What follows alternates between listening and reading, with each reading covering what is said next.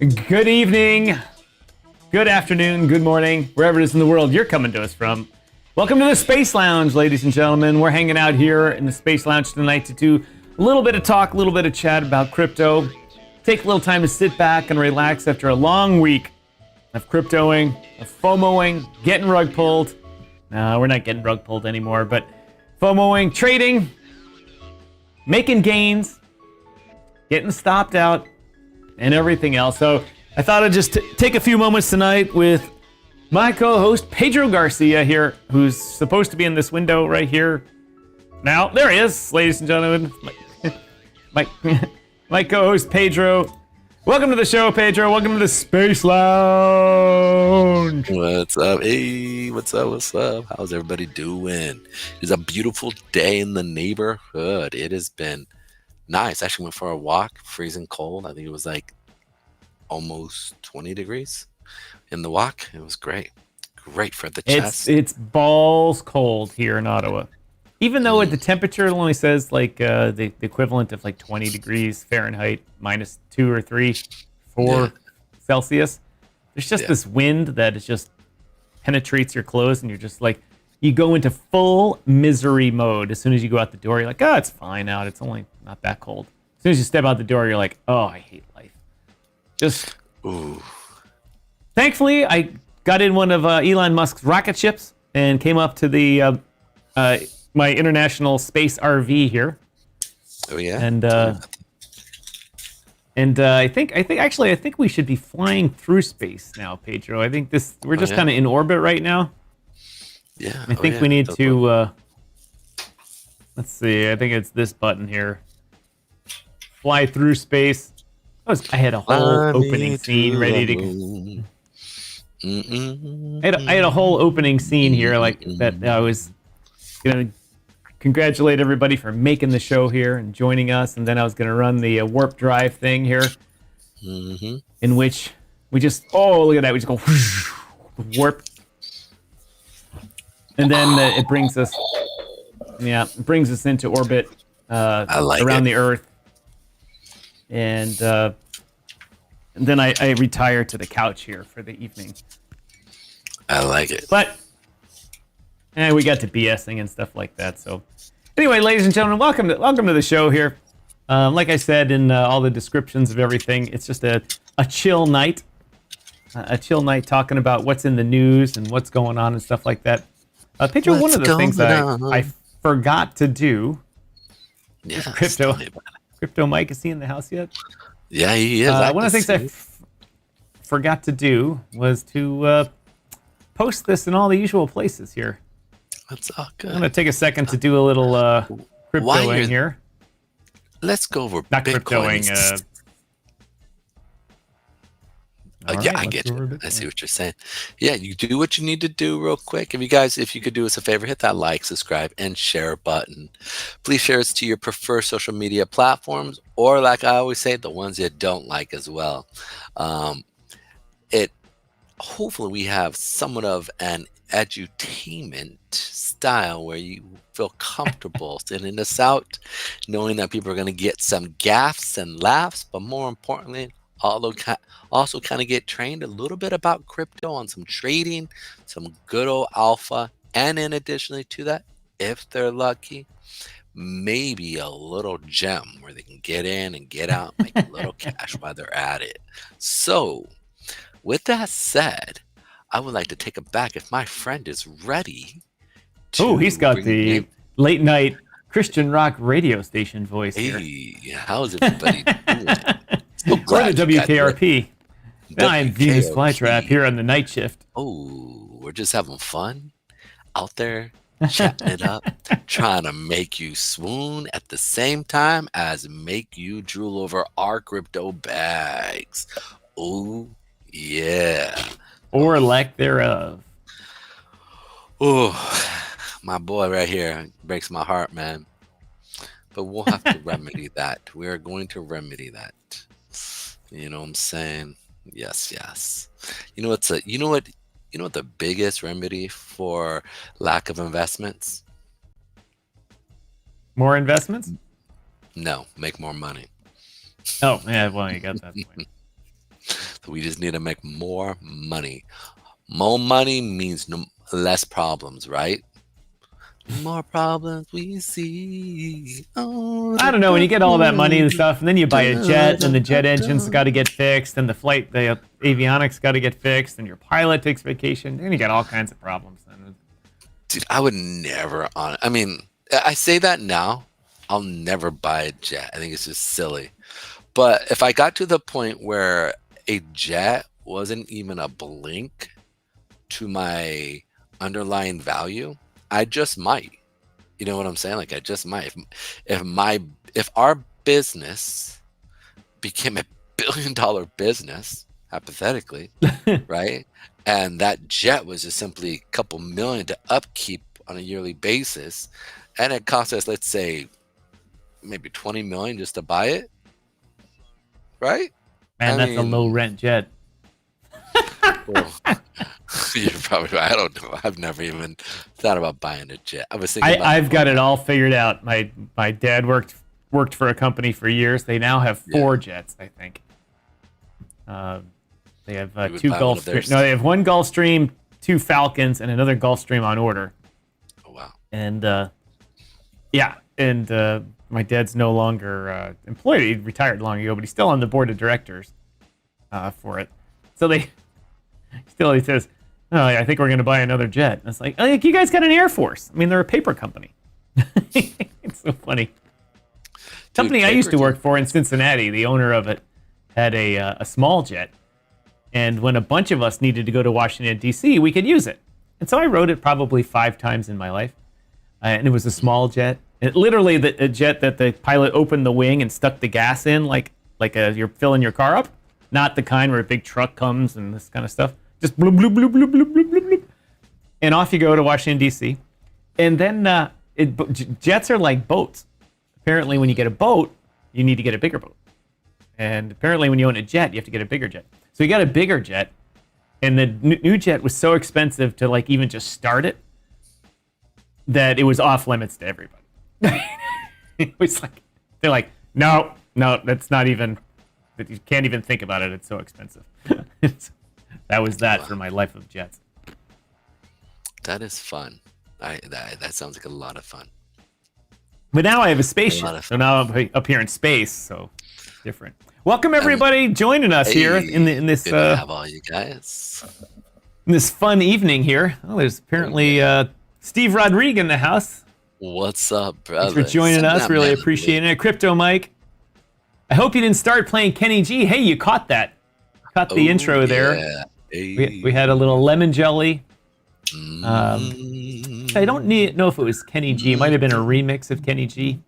Oh yeah. It's a guy I listen to called DJ River. He puts out these hour-long mixes. YouTube will hook it up for sure, but I can trim the front off of this, no problem. Oh yeah. Oh yeah. Alpha Wolf, thanks for joining us. Really appreciate it. You asked me to remind you that this was on, and I think you commented before I could remind you. Yeah. Are you on here or are you on X? We're on both places. We're always on both places. That's what I'm talking about. Oh yeah. Oh, Charles Jansen in the house, coming to us instead of from the clinic. He's coming to us from home. Blowing off the wife. I think maybe the wife's wearing her DYOR yoga pants. Oh yeah. That's a story from 4 years ago.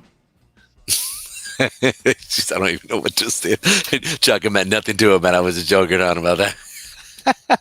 It's actually somewhere on my hard drive. I have a picture of a DYOR yoga pants. We had them in our store.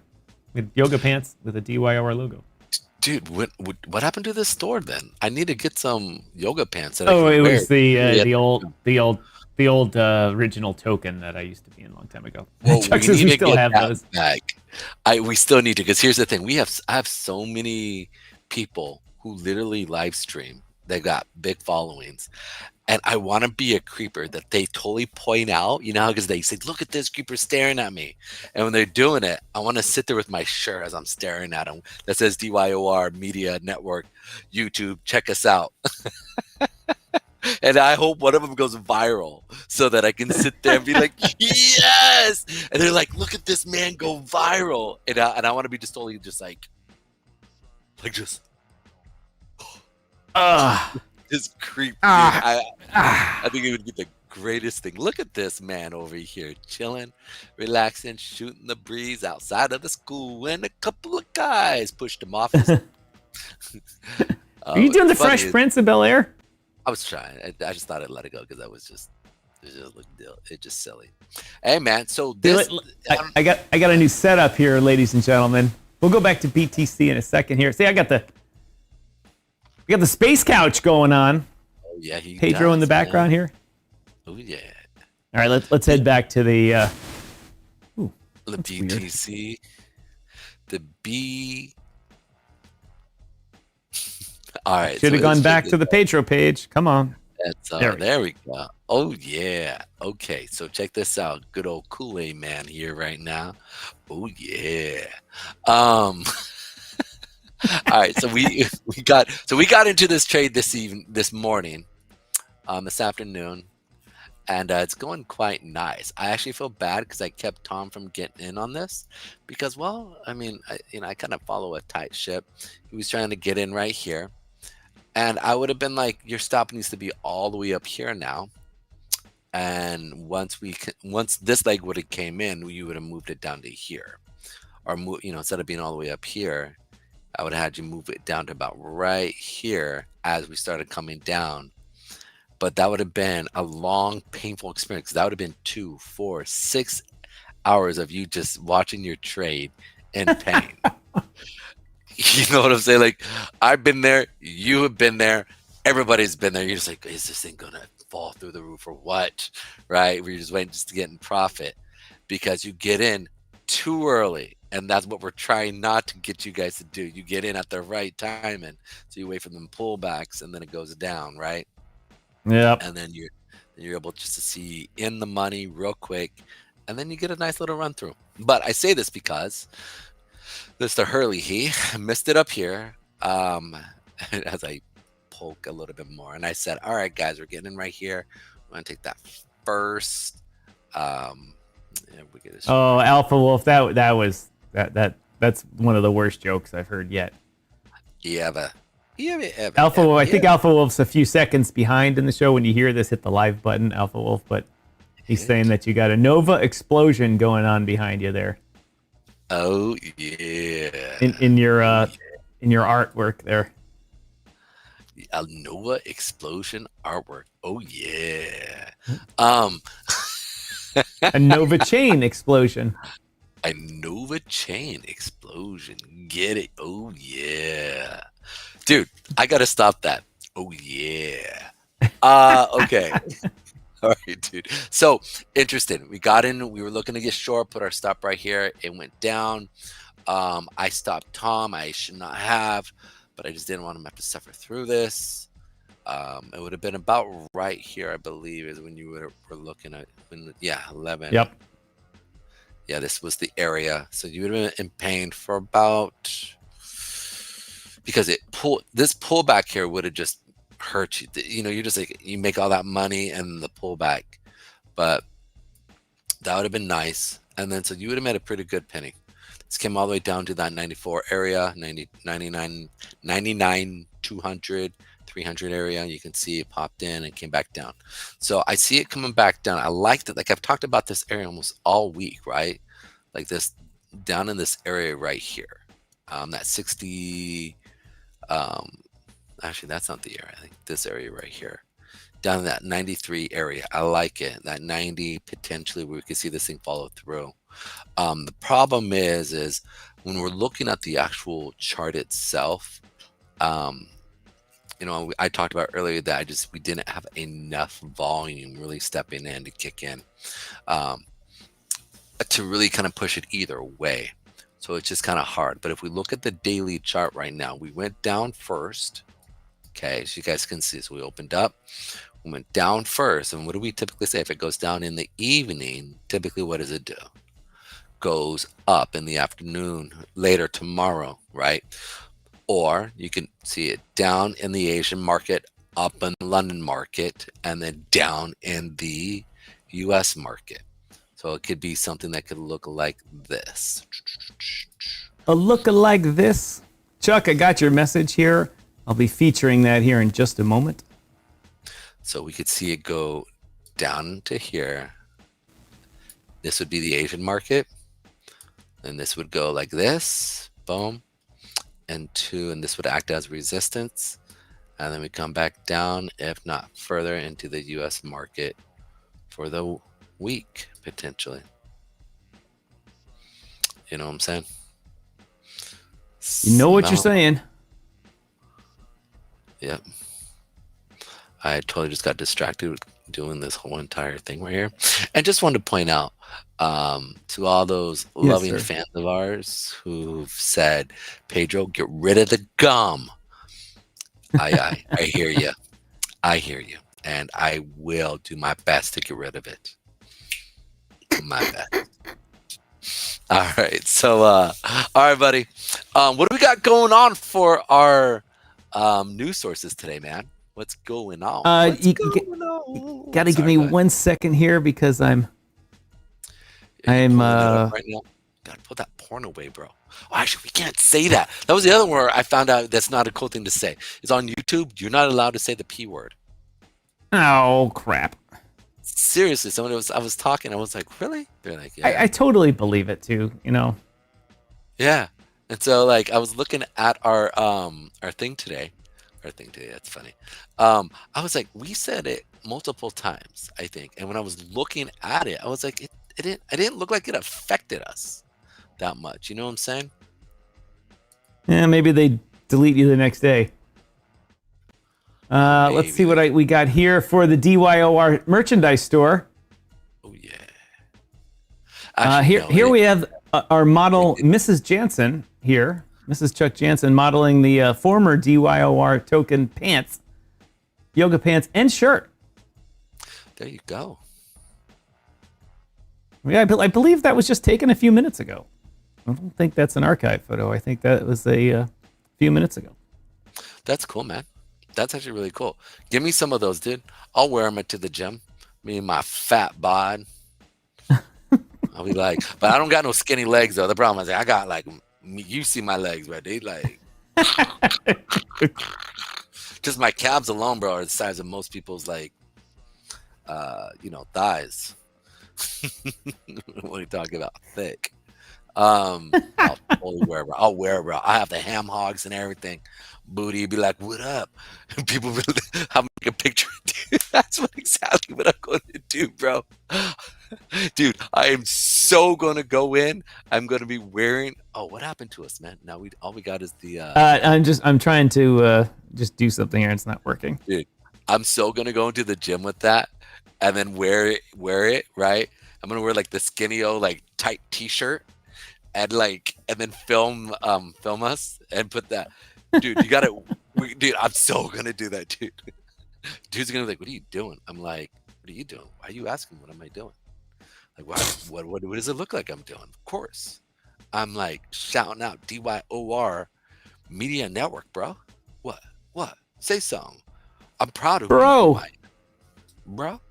Anyway, so I'm so gonna wear that. We need to figure out to create something like that, put it in the store, and get people to start buying it. If we can get all our females out there who are wearing who go to the gym, who watch us, go put on the very things and go out there and advertise at the gym. Say it with your chest. All right. Yes. Yeah. Oh yeah. Okay, so how we doing that? Well, let's go into some stuff right now while Tom is still setting up a couple things right now. We can go into some really interesting things happening around the not YouTube news, but crypto news here. So check this out. Recently, Gemini, and this was just pretty much recently, Gemini is looking to list WMTX after Charles Hopkinson's of Cardano. WMTX? Yes, sir. Advertises and shills it to them, which is really interesting. So who is WMTM is really what you're trying to ask, right? And you know what? That's a great question. I don't really know. All I know, it's all over crypto news over here talking about it now. It's like, oh my goodness, what it keep pumping. It's like all over the place. So that's one I of think those you ones. need the bourbon instead of me. I do need a bourbon, dude. Bourbon is where it's at. Space bourbon night. Told crypto news there. Trump basically told Jim Cramer to shut the F up and stop telling people to buy or sell. That was funny, dude. That was absolutely hilarious, bro. Like the way he was just like looking at him like, bruh, just be quiet. Just stop. Like, stop being a mouthpiece and just be you. Be you.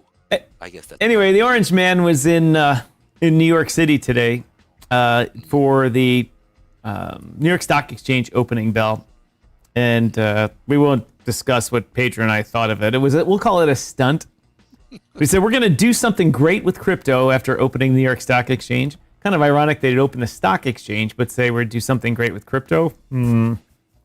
Emphasizing U.S. leadership to outpace China in other countries in digital assets, cryptocurrency leadership. Trump's pro-Bitcoin stance sparks market optimism, and President-elect Trump commenced Thursdays. Oh, I thought I had that loaded up. Bro, but wait, but you got to mention, like, did you hear him talk? Did you hear the talk though? No, I didn't. Bro, I'm to the Cramer part though. Yes. Did you watch the Cramer part? No, I didn't see it. I didn't actually see it. Okay. All right. So basically, what happens is, he says, "What do you tell people who are looking to buy stocks, right?" And he looks at him and he goes, "Well, I'm not going to tell them what to buy or not, because if I tell them what you're going to buy, it's most likely going to drop, right? And that would be bad. And you know a lot about that, don't you?" To Jim Cramer. Cramer, yeah. Yeah, literally, dude, literally on CNBC, bro. Like right there in the thing, and he rips on him, and then Jim Cramer, bro, totally looks sheepishly like straight and puts his head down and laughs, and then looks straight again. Doesn't even look up at Trump. Like he's just like, oh damn, dude, I just got called out by the man himself. And I sat, dude, I was watching. I was like, holy crap. And then obviously he talks a little about the market and a little bit about, well, I'll put it like this. Like, when it comes to how, like, it's almost, he's like a comedic timing. Yeah, that's one thing that I thought with him is absolutely amazing, is that right there when Jim Cramer came and just like went boop, trying to mess with him, like, here, plug me, bro. Like, should they buy or should they sell, right? And he sits there and he goes, yeah, well, if I do that, a stock might pump and then, pop, and that's kind of like what you're into right there, right? And I just said, how genius, right? Like how quick at the top of his head they can so just elucidate off of that so quick, not knowing that Cramer is going to bring that up. I just thought it was phenomenal. I thought it was real cool. Yeah. Well, between Cramer and Trump, they've got about 190 years between them. Neither of them age. They just keep going. Yeah. And still sharp as tacks. Cramer's still sharp as a tack. Absolutely. And Trump obviously is. Doesn't even need reading glasses or a hearing aid. At age 840. 847,672? Something like that. Something like that. Yeah. So anyway, let's go ahead and keep moving. All right. The other story I want to talk about today was we're all talking about Gary Gensler being out of the SEC. He's out, but they don't change out everybody in the SEC. And so there's still a little bit of a problem here, because there's still a little bit of time left for people in the SEC to do damage. And Ripple, whose price of XRP went absolutely batshit crazy because of first of all the bull market, but two, with the odds that any kind of enforcement action would continue following the change in the SEC, the odds of those going to zero. People thought, okay, good, everything's great. Well, turns out not so great. SEC Commissioner Caroline Crenshaw faces growing opposition from the crypto industry. Stuart Adelroy took to social media platform X Wednesday to comment on the renomination of U.S. Securities and Exchange Commissioner Caroline Crenshaw. His remarks came in response to an article discussing her potential reappointment. Once the commissioners get reappointed, they're not subject to being replaced by the president. They can serve their term out without being, the only way to get them out of office is to impeach them like any other federal employee. And so the Democrats right now are doing as best they can. They're trying to ram through as many judge appointmentships, renew just about everyone's position that they can. That's a leading liberal or liberal leaning in order to stymie the new incoming administration. Ripple's legal counsel explained that SEC Chair Gary Gensler adjusted his stance following a court ruling on the agency's rejection of spot Bitcoin. At least Gensler backed down after the court said blocking BTC spot ETFs was arbitrary and capricious. However, Crenshaw continued to vote no, insisting that the court got it wrong in her dissent. The SEC commissioner said the court is wrong. Now, Pedro, correct me if I'm wrong, but the way the government is set up in the U.S., the court is assumed to be correct, like all the way up until and you have options to go all the way up to the Supreme Court, and they rule, and they're like, and you just got to live with it. The only way to change it is to get Congress to redefine everything or to do a constitutional amendment. And she's like, the court was wrong. So this is the problem. And this is the problem here in Canada. And it's people taking the law into their own hands and saying, well, it's modern times, and my view is more current than the view of my predecessors, even only 10 years ago. And everything's changed, so the law should change. And I agree with that, but the law should change with the legislature or the parliament here. The law should not change because someone goes, it sounds like they're not right. There's a method for doing these things. And so this is how you know the government is messed up in their oversight, is when a court comes down and says, no, you guys are wrong, you need to do it this way, or get Congress to change everything. And then someone says, nah, just one big fat nah.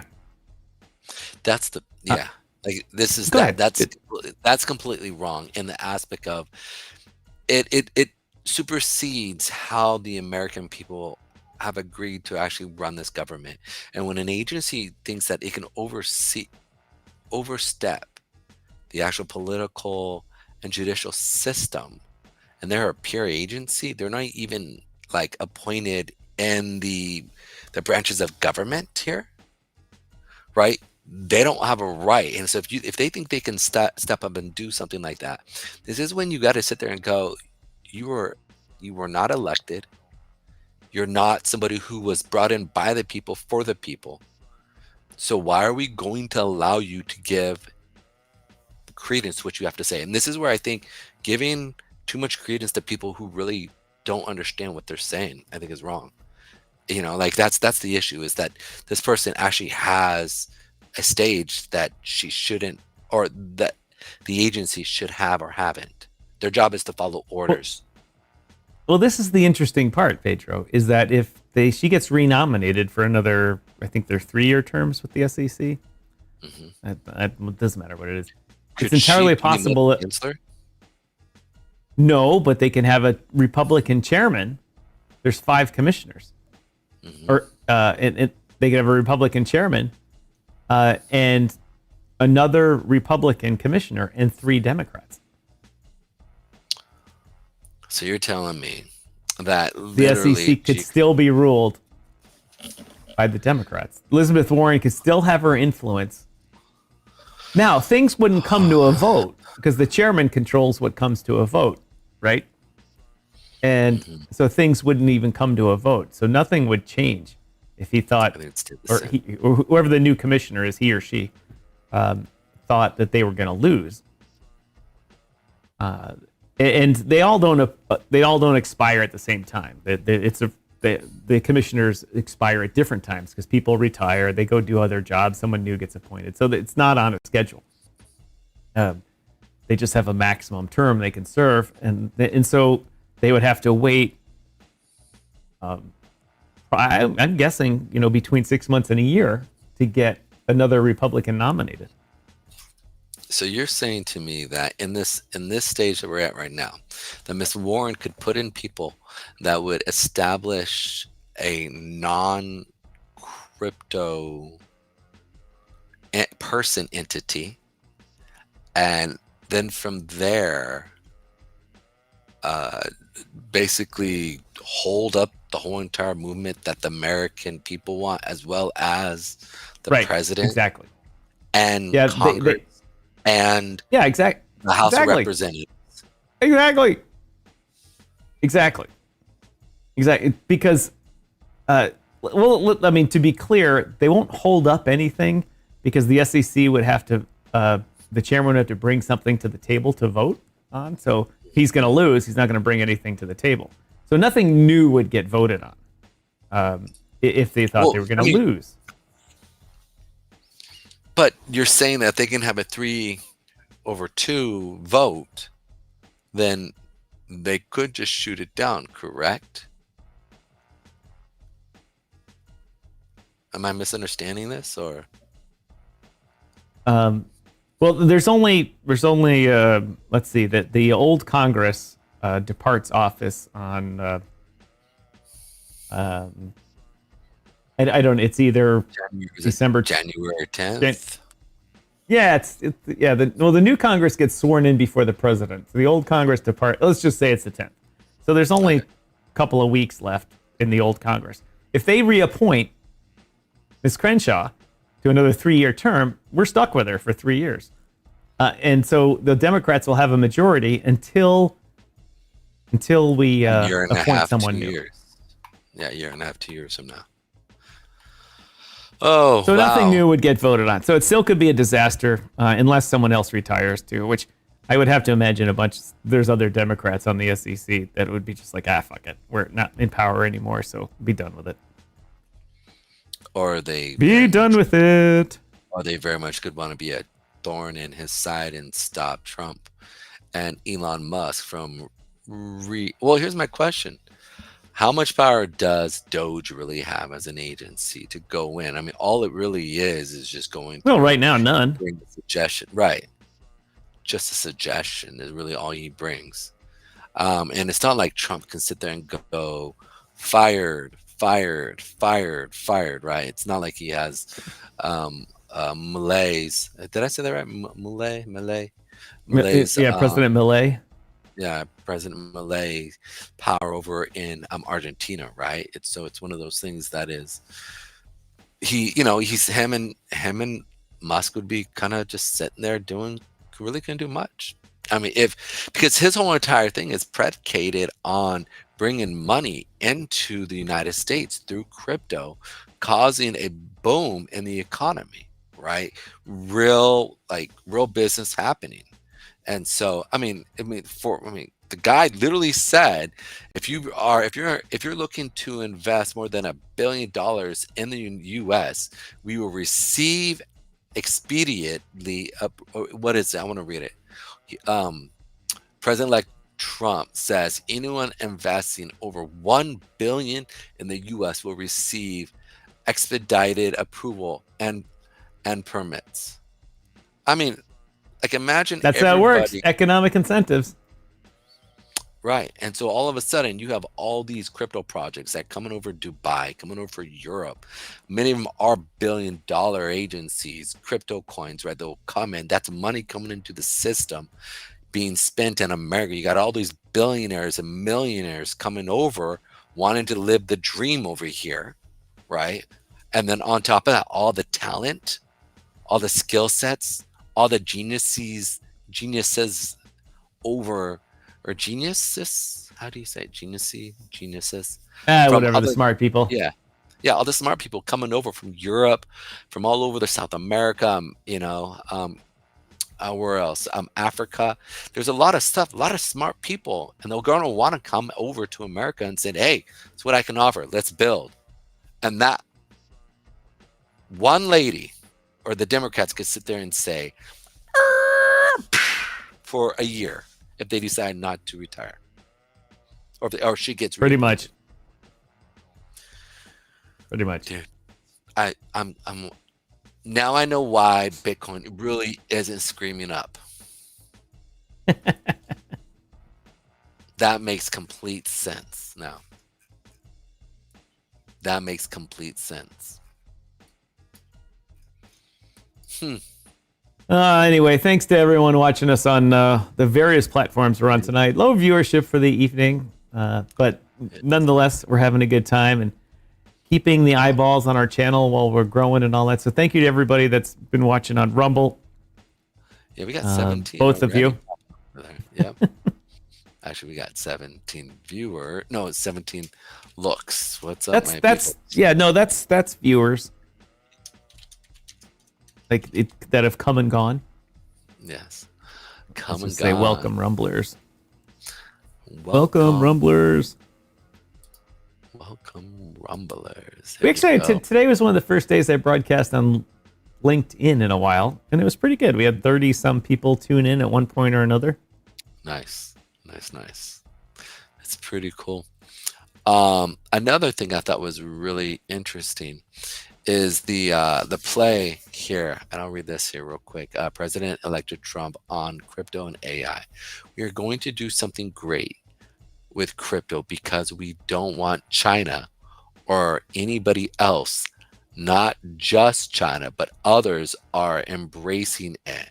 And we want to be the head. We are going to be ahead on AI. We're going to be ahead on AI. And we got to produce tremendous amounts of electricity. Dude, I feel like he's been listening a lot to his new friend, the new highest profitable billionaire, 400 billion, Mr. Musk. I think it's really interesting. He's starting to talk a lot like Mr. Musk over there. So I think Musk is having a little bit of influence on the president. What are your thoughts on that? And do you think that's a good I think he's having a lot of influence on the president because the president says, I got all these problems and this guy can take care of a bunch of them. He's offloading, outsourcing a bunch of shit to Elon and Ramaswamy, which is a good strategy. If you've got look, in everyone that's listening here, if you're a boss and you have people working under you, and I don't mean with you, I mean like actually you're employing them and they work for you. Hire smarter people than you. Smarter people than you. Like if you're in one department and you're the smartest guy, okay, that's one thing. But if you're controlling a bunch of different departments, you can't be the smartest guy in all of them, nor should you try. Go hire the smartest guy in that department, hire the smartest guy in that department, hire the smartest guy in that department. What a lot of people think is like, oh, if I hire a really smart guy, that my boss could think he's really smart and promote him above me. That's not what bosses do. I've been a boss for a long time. Bosses identify the people that hired smart people and say, ooh, let's promote that guy. He brings better people into this organization. He knows how to recruit well. Yeah, I learned that from my dad. You loyal people have heard this story from me a number of times. I visited my dad's office a long time ago, walked through busy people running around with the old dot matrix printer stuff, paper running around, people carrying stuff, taking phone calls, running around. Then I go into my dad's office and the desk is empty. And he's got a little laptop in the back, but it's not doing anything. And he's just kind of reading a book and stuff. And I'm like, looking around, I'm like, Dad, what? You getting fired? He's like, why would I be getting fired? I run the joint. And I'm like, yeah, but everyone's so busy here and there's stuff going on. And he said, your desk is empty. You don't even bring a briefcase home. These people, I see them leaving, they're carrying stacks of stuff. And he goes, you haven't learned the lesson yet, have you? And I was like, I was 17 or something like that. I said, no.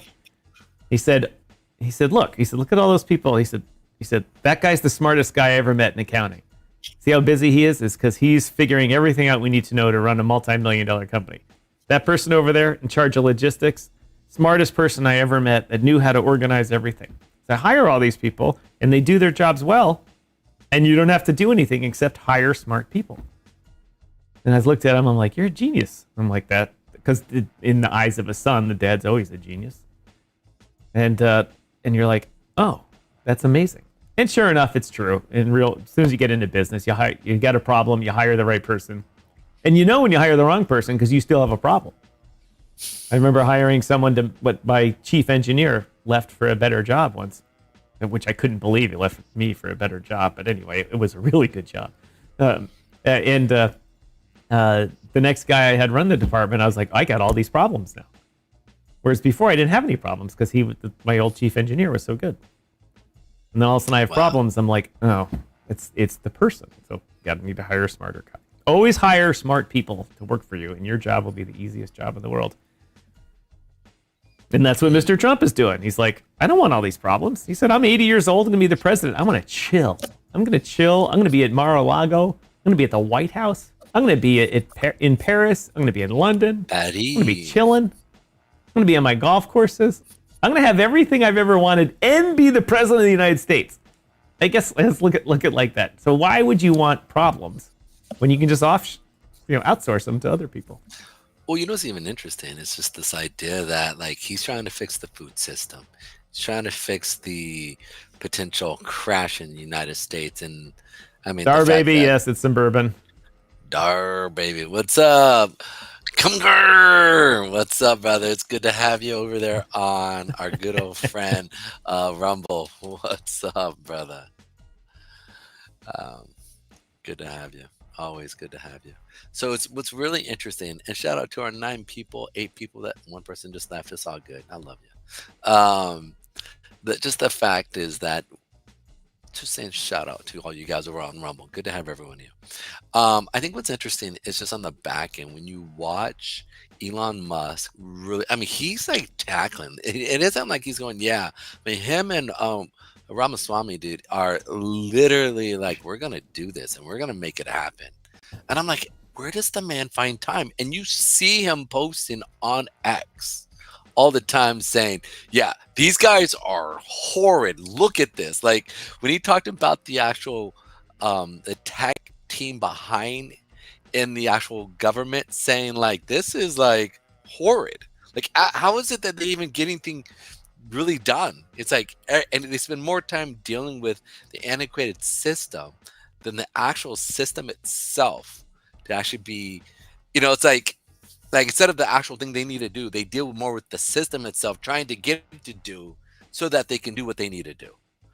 And so he's like, yeah, this needs to be overhauled. And I started cracking up because he goes, yeah, this is wrong. And have you at all gone? I mean, I made a little complaint, something about the government, so like, hey, you need to handle this, dude, because this needs to be dealt with, right?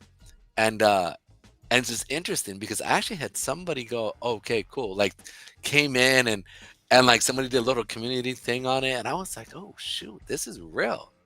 Like, I just thought it was cool. Like, I just thought it was really cool. Like, they're legitly taking people's comments real and serious to actually change and hopefully redo and make better the current system. I just wouldn't be awesome. Go ahead. What I can't understand is the amount of money the U.S. government spends. An unbelievable amount of money that mankind has never even considered before. Yeah. And I still have departments running Windows 7 on some of their computers. And it was only like last year that a bunch of Windows 98 computers got the boot. And I was like, see how many government contracts there are and the GSA administration has for just new computers? I mean, everyone has Dell. I mean, any government department can go to the GSA and buy a new laptop, a new desktop, whatever, new server, whatever. They don't have to negotiate prices. They can literally buy it and have it delivered tomorrow. And they still don't. And they wind up with these old computers. It means that the process for getting a new computer isn't the procurement thing, because they can buy them on GSA. It's the process for getting it installed and getting the software installed and getting it managed correctly and getting it security checked and all that must take years. And I dealt with the U.S. government for a long time. Unfortunately, I always dealt with it from a classified perspective. So those programs were isolated and kind of their own beasts.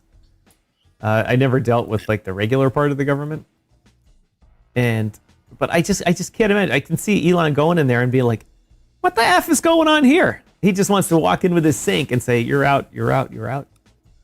Yeah, no, he's gonna have to get his hands dirty. I mean, like as much as like he would have to do with getting a rocket off the ground that has never been done. I mean, I think he took on something a little more than what he could really chew. Because I mean, the reality is this, man. He has a company where he can run fast and break things, right?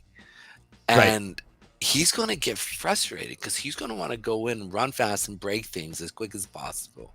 Feedback loop is everything, right? Especially in business. The quicker you get the feedback, I said you can be average intelligence, but if your feedback loop isn't so much quicker, then you can, if you have resilience to be able to sit there and have people say no to you, you got this wrong, and keep improving, your speed of improvement just starts to just skyrocket, right? This is why we see a lot of small businesses explode and create all these new technologies versus like, antiquated old blue chip. Absolutely. Right. And so he's used, even though he's a juggernaut of a business, the way he sets it up is every person, right, comes before him every single week, or and he picks, like, one day he's there over at SpaceX and he's saying, okay, what's going on? What's the issue? Right. And they talk, okay, this is the issue. This is the major issue that we're having. All right. Where are the fall throughs? And they come to him and they report. And then from there, what happens? They have to communicate then with, well, why didn't you talk with the lead engineer here about this? Why didn't you talk about it with the HR so we can make this happen? Right. And all of a sudden, you've got the issue. You can do it. Dude, the U.S. government's not built that way. So Right. I'm wondering if I feel like he's taken on a little too much that more than what he can actually handle. Because he can't just come in and just break things and make things happen. It's going to be interesting. Really Well, interesting. I think the only way it'll work is if he just goes around and figures a bunch of shit out and then says to Congress, this is what you need to do. And then Congress takes it up. Like if he comes in and says, all right, let's one of the best things I've heard was eliminate the IRS, but don't just like try to change them into Web3 and modern day stuff. Just start from scratch, something new. All right, how are we going to get everyone to pay their taxes using modern blockchain, Web3 stuff that they can do themselves? We don't need fleets of servers. We don't need 200,000 employees to do it. How can we do like he did with Twitter? How can we do this with, getting rid of 99 out of 100 employees? And just start from there and just start saying, everybody that's last name starts with A, you use the new system. And this year, and then next year, everyone B through F, and then the next year F through Q, and then the next year the rest of everybody else. And then in 4 years, the IRS is gone. It's done, and it's a new agency, completely started from scratch with 1/100th the employees and a simplified tax code. And suddenly a giant bureaucratic organization is gone. And when I read that, I wish I could find that article. I don't know if it was opinion or if it was an actual article, but I was like, that's genius. That's what we need to have happen in the U.S. We need to have that happen with a number of departments too. And all of a sudden you'll see the budget just go. Yeah, I mean, very much. We could see it. But would the Democrats because remember, they got to run all these changes by the House, the Senate, right? They've got to get it through. And like, how long is Donald Trump's, he's got one more elect, or excuse me, he's got no more, he's all out of bats, right? This is his final bat. And then you have JD Vance. Can JD Vance, and who's going to be JD Vance's guy, right? Like, so will Congress sit there and say, well, we got one more thing with Trump here, Point. even though he won, we know that the Democrats are rallying and trying to get things going again. How many are the central Republicans that were once Democrat? Are they going to come back if it's a central Democrat system where they can, as my friend says, the common sense liberal. By the way, he actually has bald hair and brown eyes, not blue eyes. Go figure. It was my bad. He called me. He's like, dude, you don't know what color my eyes are. I was like, my bad, bro. But You're like, dude, I'm a Jordan- guy. I don't know these things in other guys. right? Like, that's exactly. But I didn't, whatever. And typically, I actually do kind of know certain things like this, but I don't. I was like, dude, I don't sit there and Too gaze gay. into your eyes. Dude. Oh, I love it. But on the back end, right? Like, it's they going to be willing to side with the things that need to be done, right? You remember that scene and when William Wallace comes in, he defeats the English, right? And they're all celebrating. So he comes in basically to the House of Commons, right? And they knight him and they, sir, Mr. Williams, right? Whatever it is, right? Knight. Why am I saying Williams? Braveheart. What's the guy's name? I don't know. William Wallace. Russell William Crowe. Wallace. Right. So it was William Wallace. And there's just one point where it was cool. They're like, all right, now let's do this. And then all of a sudden, all the lords start talking about issues. And they start arguing and who should be king, who's this, who's that. And all of a sudden, William Wallace turns around and starts walking out the door. And he goes, and so the lords go, where are you going? What's going on? And he goes, listen, I defeated the English. I defeated them. But I'm not going to squabble for what the lands that we have. I want more. Because if we don't ask for more, they're going to come and take more. And they will. And he goes, and I'll be out there fighting. And you guys sit here saying you're for the people, but you spend more time arguing about your own lands and how much money you can garner and scrap and keep away for yourself. And I feel like that's what we're going to see with the Republicans. I feel like, Trump is going to he's going to try do some good things. And what's going to happen is we're going to see the Democrats and the Republicans gripe and fight. There's a thing. Did you watch that? I forget what it's called. Come on, brain. The BLM leader talk about having the. I can't talk about those idiots. No, stop. Listen again. Don't do this. Right? Talk about it. So this is the reason why I wanted to talk about it. This is real important. So the guy goes in, and I was watching the video, right? Yeah. And I was sitting there watching the video, and he was saying, if they're going to do vengeance to us, we need to be vigilantes and go out and have vengeance back. And then it basically, he goes in to say, if they're going to come against us, doing this, being loud, we need to be loud with them, back and forth. And then it shows him saying that we need to gather together as community people. Something in me said they cut him off too quick because he wasn't finished talking. So I went through because, I made mistakes with Trump talking about Mexicans, and he was actually talking about MS-13. Same thing with Trudeau crying, right? And I sat there and I said, well, I want to see the whole entire video of this man speaking. So I went through, and literally it's him saying, all right, guys, we've had people that have died within the Black community. And additionally to that, we've also had a lot of miseducation of situations going on in the community, in the Black community. So when this happens, we need to rise up and fight by helping each other out. And when they come against us, we need to rise up as well. Now, if you just catch this little part here, that I think it was like a minute 30, because he speaks for almost 5 minutes. 5 minutes.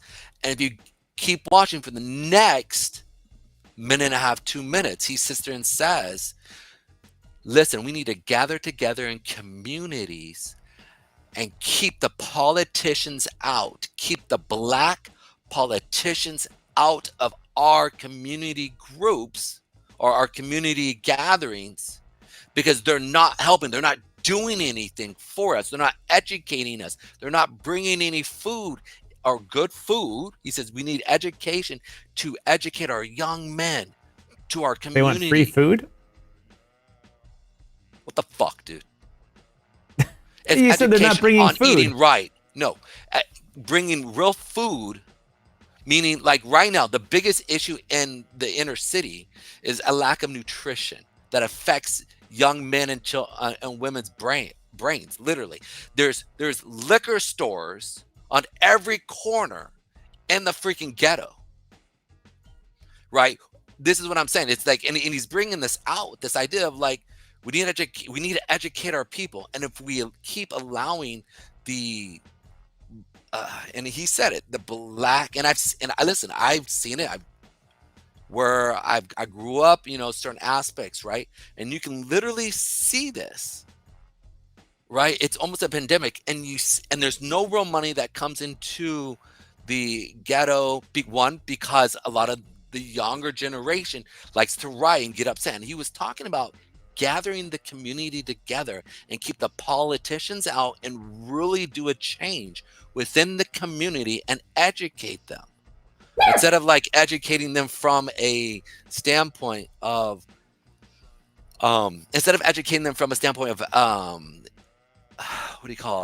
schooling. He was talking about, when I mean public schooling, he was talking about self-educate your kids. Moms, educate your kids.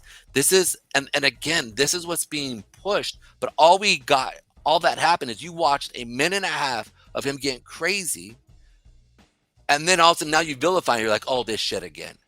And instead of watching the actual full video, instead of making a fucking judgment, like watch the full shit, see what it's actually saying, and it actually help you out. But people want to sit there and write something off. Watch the full video. Sorry. Problem with that is that they say keep the politicians out, but they elected those politicians. Here's the thing. Did they really elect the politicians, or what those politicians did? Because I'll put it like this.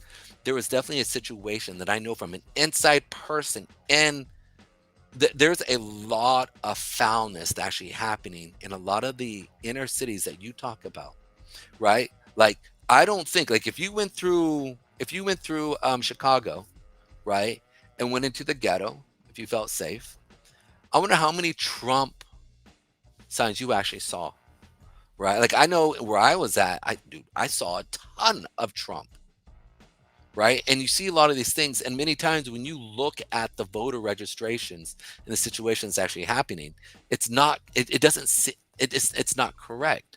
And so I think this is what he's trying to say, is that a lot of these politicians, there's a sleight of hand going on, and I think that's what he's heading on. I think that's what he's trying to communicate, but he got too excited, and I don't know. I'd love to sit down. If I could actually reach out to him, I bet you I could. I'm thinking about it. I probably could, and say, hey, you're catching a lot of flack for what you said. Did you really mean it that way, or what were you actually trying to get at? I have I have a different viewpoint, because I live and grew up in a different place than those people, and so I speak with a bias that's different, or I should say I speak with a bias, not with a lived experience with that. But sorry, somebody's making a home here.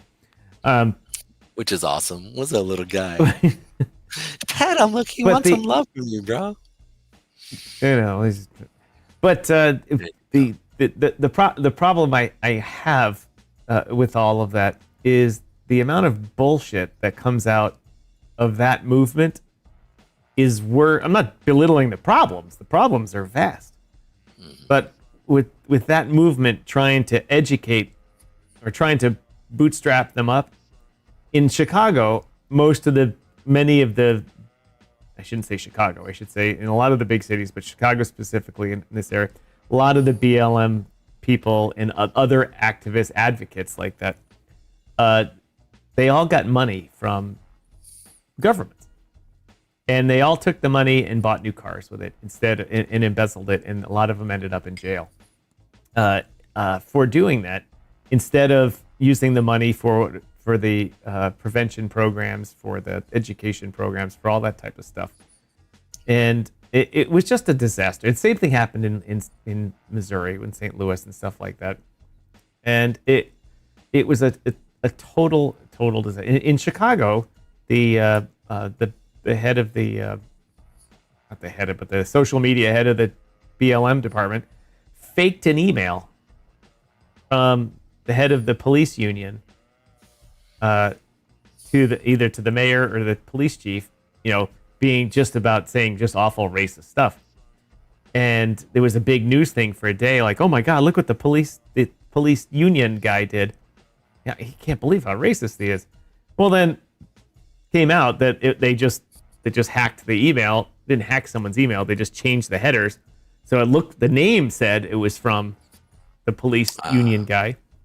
But but when you go behind the scenes and you look at the mail headers, it came from their mail server, the BLM mail server. So they shoot themselves. It's not 2 steps forward, 1 step back for them. It's 1 step forward, 2 steps back for them. And so I've grown jaded about that movement because of that. And so when you started talking about it, I was like, oh, great. I am predisposed to be turned off on the subject because of the horrible things that have happened and the bad shit that happens because of it. And not only that, but to link that back to crypto, this comes around because we've heard politicians in crypto say, or politicians in Washington, D.C. and in the States say, oh, well, these people, meaning their own people, that have historically been left out of the economy are being left out of crypto. And as someone who speaks to people in crypto every day, I know that's complete bullshit. Yeah. And a great example is KB Wells, who's one of our viewers and longtime DYOR contributor. He lives in Memphis, and he's an African-American gentleman. And he's like, oh, man, this is the hood here. He said, where I live, he said, it's the hood. He said, but we're all in crypto. Yeah. He said, we're all in crypto because we see it as a way out. And when I hear politicians pander to us and use that thing, it's like, oh, we need to have special programs because these people have been left out. I just get all upset. I'm just like, that's not true. I mean, there's 800 million kids in India and China that are 13 years old who, in the eyes of the American government, are, minorities, even. Yeah, uneducated minorities, even though they're the majority of the world. And they're all in crypto. They want to turn their $5 into $10. They're like, they can pay the rent for the whole year if they make $1,000. They're looking for that long shot, and they do. A lot of them get it. Dude, you see it, man. There's farms of them that sit there and they just trade. So, our own moderator, Vincent, he lives in this shit little village in Nigeria. They get like 1 cell tower and a bunch of solar panels, and there's actually a refinery in town, a multi-million-dollar refinery in town. But that company that runs it doesn't interact with the people in town. There's no separate. They just keep the wealth, and that's typical of Africa. The wealthy people have everything, and everyone else eats dirt. And he's trying. He's trying on crypto. He's following Matic. He's following Solana. He's like, all I want is to turn this $100 into $1,000, and then I'm good for the year. And you're like, that's all it takes. Dude, we just might move to Nigeria real quick for about 6 months. Oh, he sent me a picture of his house. It's a tough place, and I've spent a lot of time in Africa, and Vincent lives in a rough spot. But the fact is that he can actually change. So I think you actually hit on a really important thing right there. Is again, it is a governmental system that is trying to set up almost a depression system. And I think what the BLM guy was really trying to hit at, he was excited. He was trying, and because I've been there before, right? Like I've had to speak multiple times on spaces where you got to communicate and talk. So, you only got a certain amount of time and period. And so you're trying to fit in all of this into, which has a ton of passion, into 2 or 3 minutes, at the most 5 minutes, right? And you got to sit there and put it all in. And so it's like you go point, and you have it in your head. We got to do this. We got to do this. And you're trying to raise everybody up. And it's just like the government, not just that, and I want to be careful when I say, let's specify. There's a certain group of people in the government that wants to play the victim on a lot of things. And to me, and listen, I get it. Victimization does happen. I'm not saying, I'm a product of a victimization, right? But the reality is, to stay a victim is your own choice. And so there's a side of people where, and I think this is a part, like you said, your friend in Memphis. It's like, yeah, there are things that happen that are not cool. Victimization happens here. But to sit there and berate into somebody that you're a victim doesn't help them. And I think what is trying to be communicated in a lot of in the inner city from a grassroots stance. And again, I don't necessarily like BLM too. I don't disagree with that.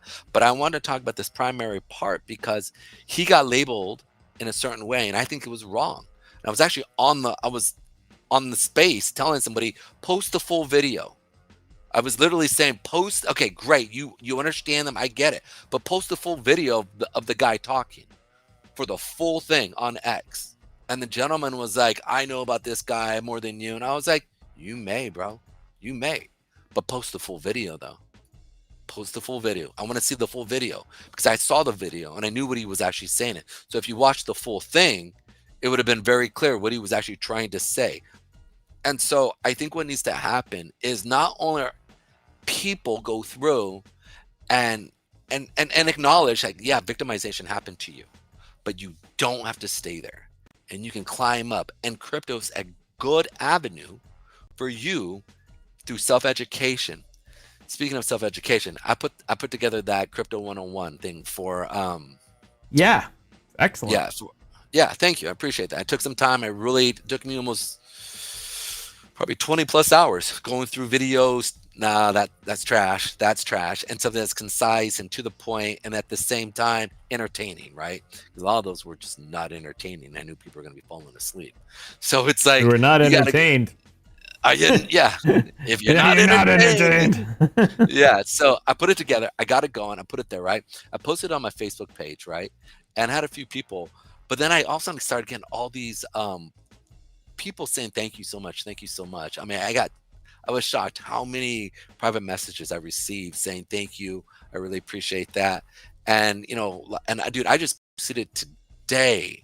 It was today when I fully posted it. And on my Facebook page. And dude, I was shocked how many people reached out to me already.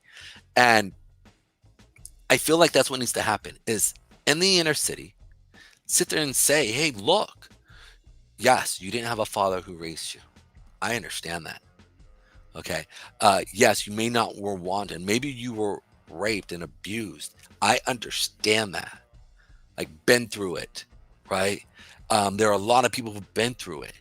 You can overcome, right? And crypto's a good place for a person to really sit there and say, okay, this is where I'm at. This is how I can climb. And I don't have to have a certain amount of money to be in it. I don't have to sit there. I can get a long shot if I keep my ear to the ground, kind of like Zach from Subway, not to be confused from Jared from Subway. But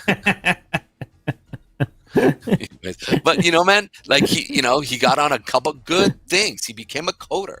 It's not hard if you're in the crypto world, dude. You have access to so many smart people who just want to see you grow, right? And anyways, now I'm preaching. Why do I preach so much, bro? I don't understand. I preach because you're on the big screen right now, so it's like you're the pastor at the church, Pedro. I'm just sitting here in the pew. Amen, brother. You're ready. All right, so here's one for you. So today, I want to make sure this was today. This was Cointelegraph. Yeah, the 12th. Today, Vivek Ramaswamy accused the SEC of losing its legitimacy as a law enforcement body. We were talking about that. Do you think they Well, the did? SEC is not a law enforcement body. They are a law enforcement. They refer things to law enforcement, but they're a civil. That's a distinction that Ramaswamy should know. Does not. Yeah. Yeah. And it's very interesting that nobody, honestly, I knew that and I forgot about that. And actually, it's very much, it's not a law enforcement body in the first place. Right. Let's talk that through just to make sure we're clear about that. The SEC is charged with enforcing, setting securities rules and regulations, and enforcing them, but they enforce them civilly in court, and they can issue fines and all that. But law enforcement is indicative of like criminal action and going to the joint. Going to the big house. In Chicago, we'd call it Block D. Block D. You don't want to go to Cook County at 26th and Cal. In Block D, that's where all the bad people go, and so they refer those things to the Department of Justice, and the DOJ would then prosecute them. Charles Jansen says, got the little man showered, about to put him to bed, listening in. Thanks to Dr. J and Mrs. Dr. J for listening today. And the little doc.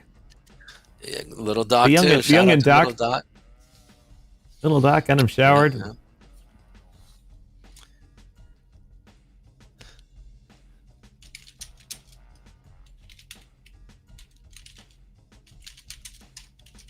Pedro, I've been expecting, this is striking to walk in here anytime, though. And I was going to, when she did, I was going to take just a 2-minute break while I said hi to her and checked out her evening.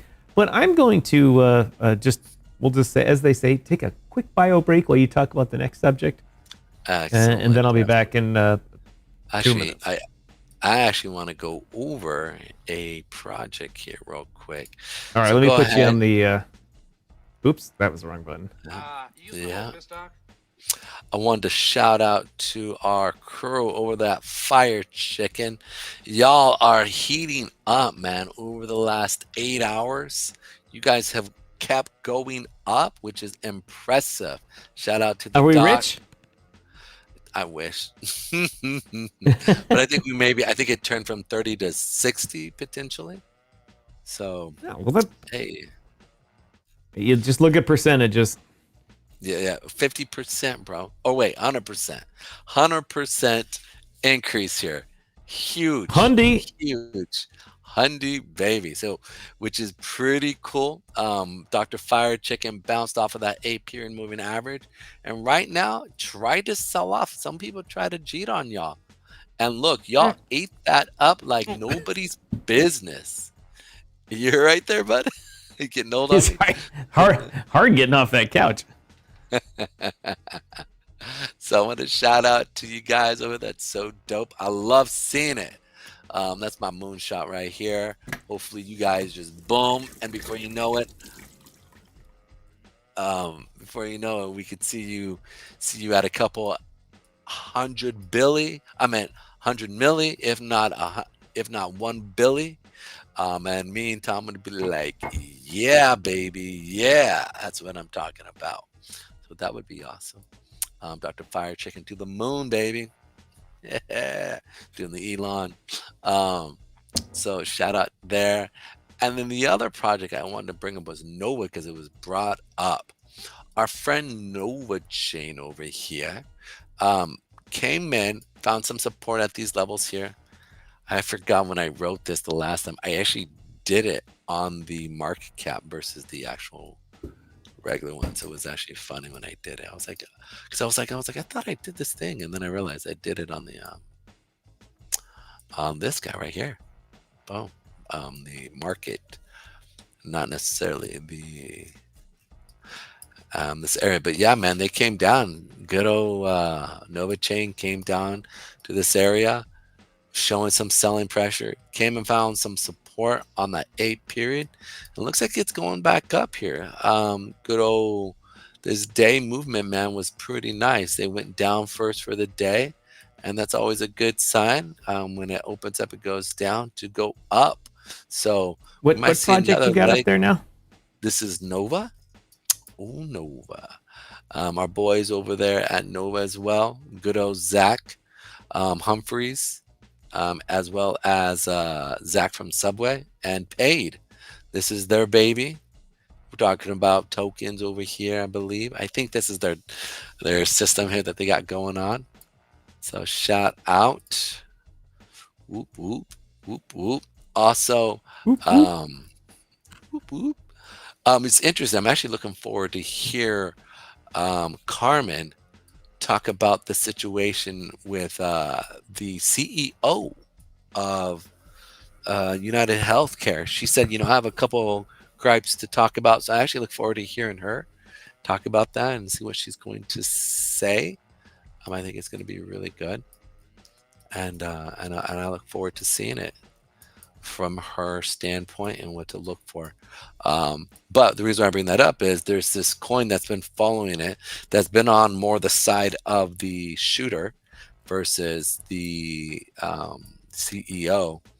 What's actually happening. It was really interesting to see some of the stuff that's actually been coming out about the killer as well as the CEO and what they were trying to do.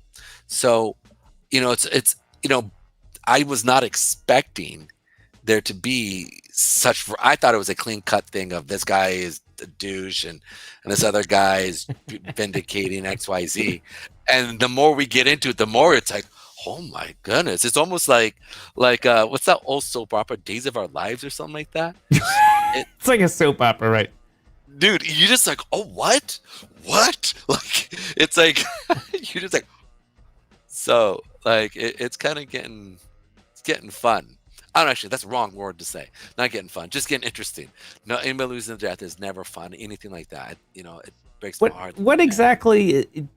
What's I haven't paid attention to the news today outside of what I've researched for the shows and stuff much. What's some of the new stuff here? Is it not just a rando dude? Was this guy Luigi? It's like Chuck Mangione's son, Luigi. Say that again, Jack. I'm sorry. Remember Chuck Mangione, the trumpet player with the white hat and the white suit? It's like the Kenny G of trumpets. Yep, yes. It was his son. No, I don't think so. No, I'm not connecting them. I was just making fun of the last name. Oh, I got you. I'm almost that. Yeah. No, I think what's interesting is that he was at the top of his class. On top of that, he had a good job. He had, it wasn't like it just happened. Part of me almost is like, did the guy really mean to shoot the guy? I mean, it doesn't make sense.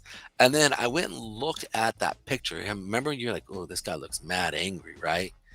And I went and looked at that. And if you look, he's looking back. And if you look at the police officer is throwing, like anybody who's in martial arts know, there is a nice little soft spot right here. Yeah, he's got his finger there. Yeah, and he's literally digging it in. And you could tell he's like, dude, get off of me. And that's when just the picture was taken.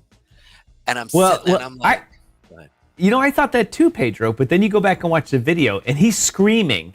As soon as he got out of the car, he's screaming at everyone outside. And that's what that caused the cops to be like, we're not putting up with this shit. So they couldn't do a regular perp walk. Yeah, as soon as the police car door opens, the kid's yelling something or other. He's not a kid. He's yelling and screaming. The cops are like, no, we're not doing this. You're out. And they dragged him in there.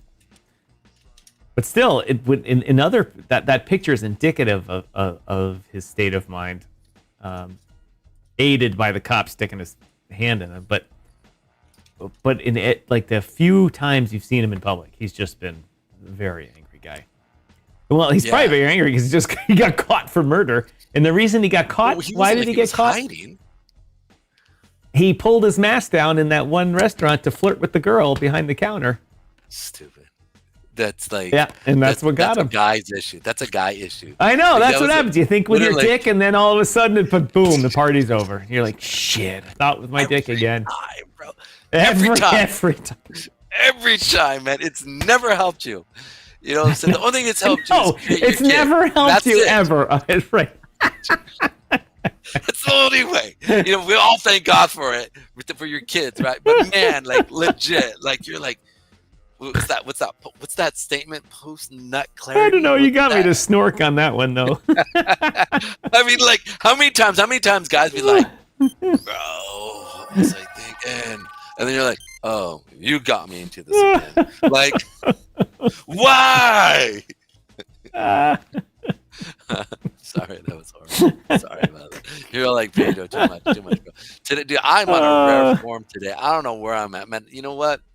I actually went. I told everybody I went to sleep, or I got up really early this morning, like around 4 o'clock, 3:50 or something like that. I woke up, and I haven't been to sleep, dude. I just after trading, then the show, and then my quarter came over. Fine, I think we fixed the last coding issue for the thing that I'm doing, and then from there I had to figure out some stuff regarding, you know, the thing that I was trying to bring over, transfer, and then after that, like, it was like, okay, I got to jump and get ready to this. So I've been going nonstop. So I think the lack of sleep, right, and the fact that I'm probably hungry, I'm probably off the rails here. So forgive me. Apologize about that. If y'all think like, all right, we're not long come and listen to Pedro, he's crazy. Yeah, I'll chop it up to lack of sleep. So. That's right. I haven't been drinking the bourbon the whole time we're on the air, but I've been drinking it slowly, unlike the other night with the martinis. So they got the chicken crew out there. Oh, nice! I see them. What's up, my people? We got this Millie call coming. Is that saying that you're gonna get over to Radium here soon? How many more Sol you need there? There's the striking dog. Yes, we got the striking dog here. Oh yeah, I got this. You know what, dude? He is so cute, bro. Is it he or she? I think it's a he, right? She. Yeah. This dog predates me in the relationship with Mrs. Striking by a few months, and so it's her dog. But no, I take it back. It's our dog. But anytime there's a problem or it needs to be fed, it's her dog. But it's a toy poodle, and the name is California, and so short for that, we call her Callie. That's awesome. That's really awesome. And she likes to chill with you. That type. It's literally I've had dogs my whole life. This is the best dog that there ever. It's like a living teddy bear. If only it could talk, but thank God it can't talk. Chuck says, "Bling bling pinky ring." Chuck, I've had one pinky ring in my life. When my grandfather died, the family said, "Oh, you can have a couple of things of his," and they said, "Oh, you can have his pinky ring." And I was like, I knew my grandfather 40 years, almost 50 years actually, and I never saw him wear a pinky ring. I was like, "You never wore a pinky ring?" They're like, "Yeah, that was his. He got it from his grandfather, whatever." And I put it on. It was the most uncomfortable and awful thing I've ever had on in my life. And I was like, and I'm not a jewelry guy anyway. I don't wear necklaces. I don't have big diamond earrings and stuff like that. I've had 3 different wedding rings for various reasons. You're right. Usually I have a nice watch, but I'm not wearing that now. But and I had the pinky ring on. I'm like, I look like a jabroni here, man. It's like, yo, Guido. And my grandfather was from Nebraska. He was, the whitest dude you can possibly imagine. Star Baby says, pouring a black label now. Yes, all right. Whenever my parents visit, I have to make sure I have a 175 of Red Label because my mom will drink that all day long. I heard red. Nope, starting at 5. Starting at 5. No earlier. She starts at cocktail hours at 5. The awkward hour starts at 4. The awkward hour is the hour before cocktail hour. It's the hour that retired, basically when my mom and dad are retired. So they at 4 o'clock, they're like, ooh, it's because they've been up since 6. They're like, ooh, it's a cocktail hour? Not yet. So they don't know what to do for an hour. They're like, it's 4 o'clock. I'm like, what do we do? We can't just start drinking early because then we'll go to bed. That's true. That's true. I want to Kachink says we've got levitating dog without hat. Yeah, I don't have the. This is the first time I did this setup. I'm a little too forward. I need to be the video needs to be a little bit back, and then the dog would be sitting on the couch properly, and so would I. I'm a little forward of it. Looks a little awkward, but fuck it. Chuck says fire chicken rumble channel coming. Oh yeah, baby, let's get it. Yeah. Or maybe caught me snorking. Yeah. No. So did you check out the Central Exchange transparency thing for Binance? And they came out and they said, all right, this is what things looking like and stuff like that, right? I mean, did you check this out at all today? No. Let me bring your screen up here. I was shocked. Here we go. I was shocked by how much customer range inflow at, and then in comparison to when I saw crypto.com, I was like, oh shoot, what? Bitfinex, 1.5 billion as that kind of outflow going on right now. I'm like, holy crap. Like I was just shocked. But then to see the assets, this is what kind of blew me away asset wise. Like I was like, holy crap. They literally almost 5 times the amount, 6 times the amount of what assets Binance has compared it to all the other central exchanges, bro. Like, golly. Right, that was just like holy crap. And then clean assets, actually how much they actually have. Hold on, sorry about that. Let me mute that. I can mute this here. You're good. I just thought it was absolutely insanity how much they actually had, like in such a short period in time. That's my biggest thing. I sat there and I was like, they have $140 billion. One of the largest, and this is important to understand, one of the largest corporations in the world, i.e. Apple, has, I think they have like 200 plus billion dollars they're sitting on. And they've been around for almost 30 plus years, if not more, right? Late 80s, early 90s, boom, they just they exploded, like boom.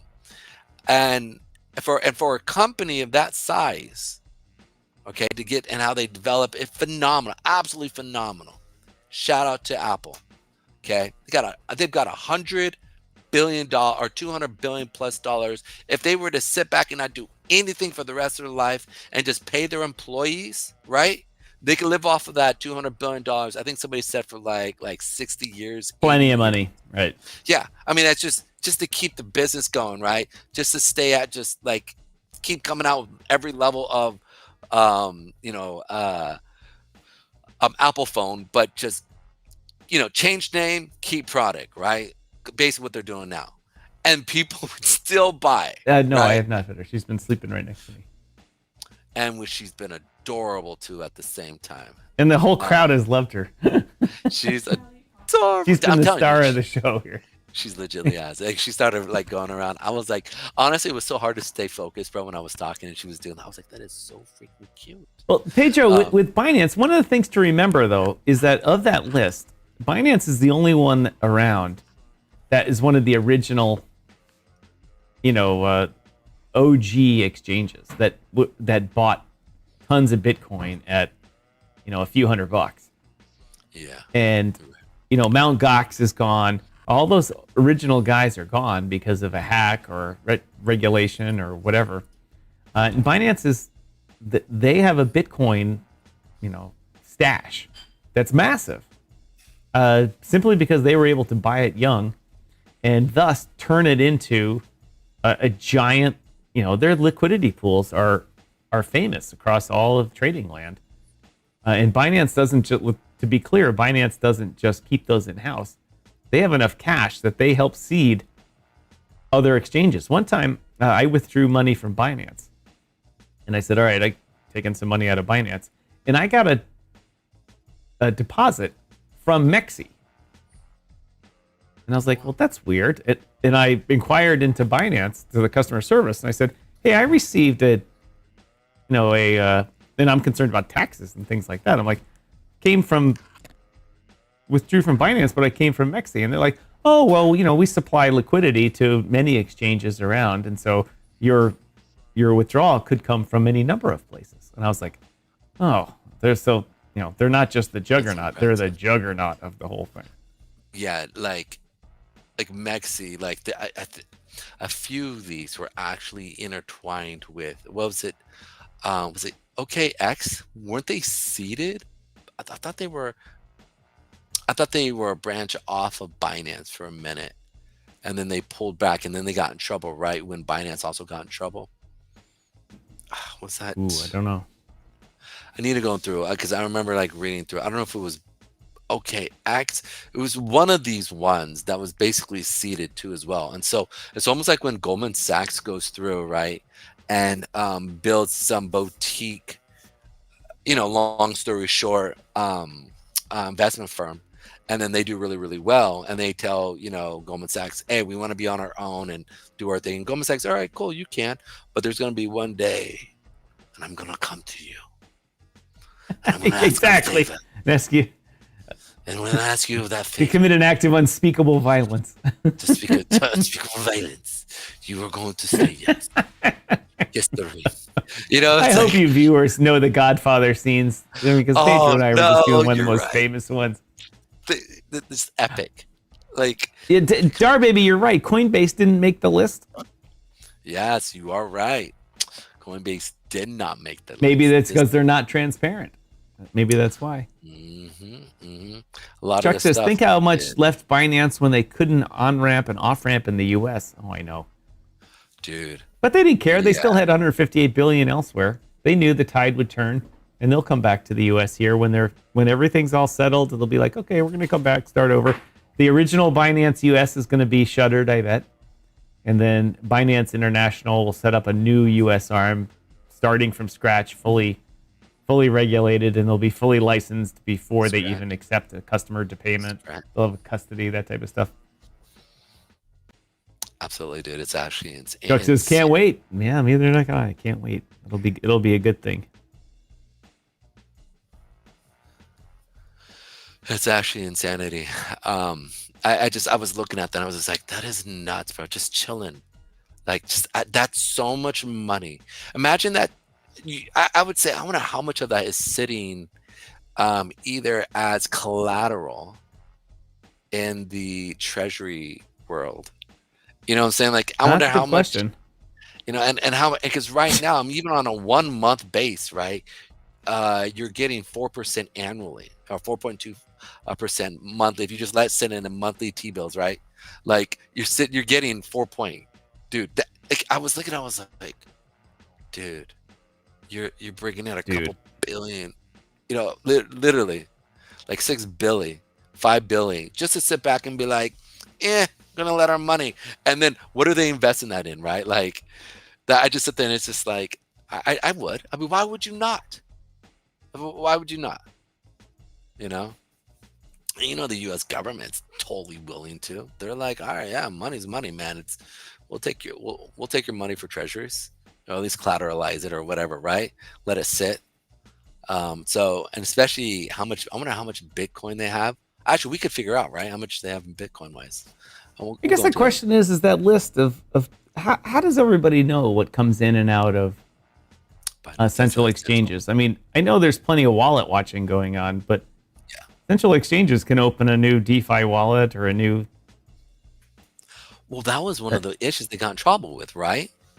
Is that they were like, "Oh, forget it," go ahead, just be quiet, just let them in, and even if they were that's why he went to prison, right? Is because he just didn't care, and he would tell his people, "Don't worry, just bring them in." So, I wonder how much you're right. maybe 100.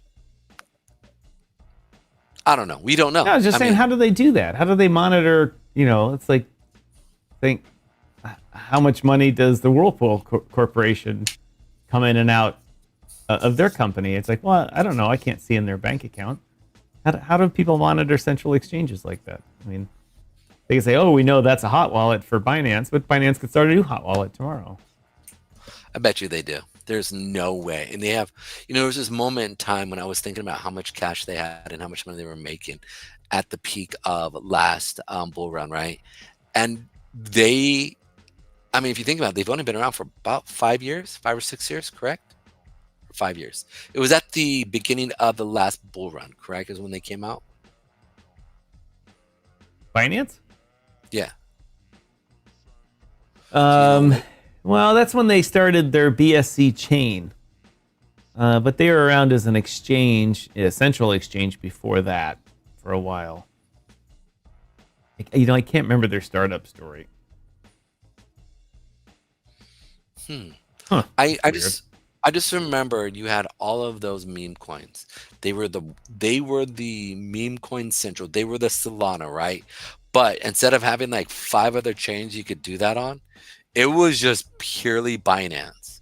It was, remember when Shiba Inu popped off, right, on Ethereum, and it was like pumping. It was nuts. Like people got in, it was going.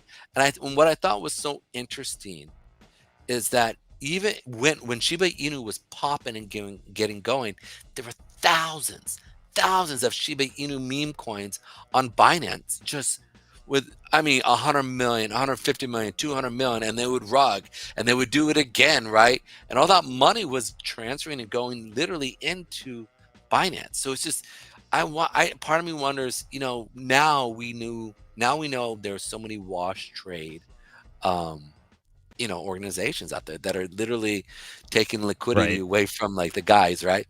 And I wonder if Binance was doing that low key with a lot of no, come on. They were doing everything legit. That's why their CEO said, let's ignore American anti-money laundering laws. Right. And had to go to the joint.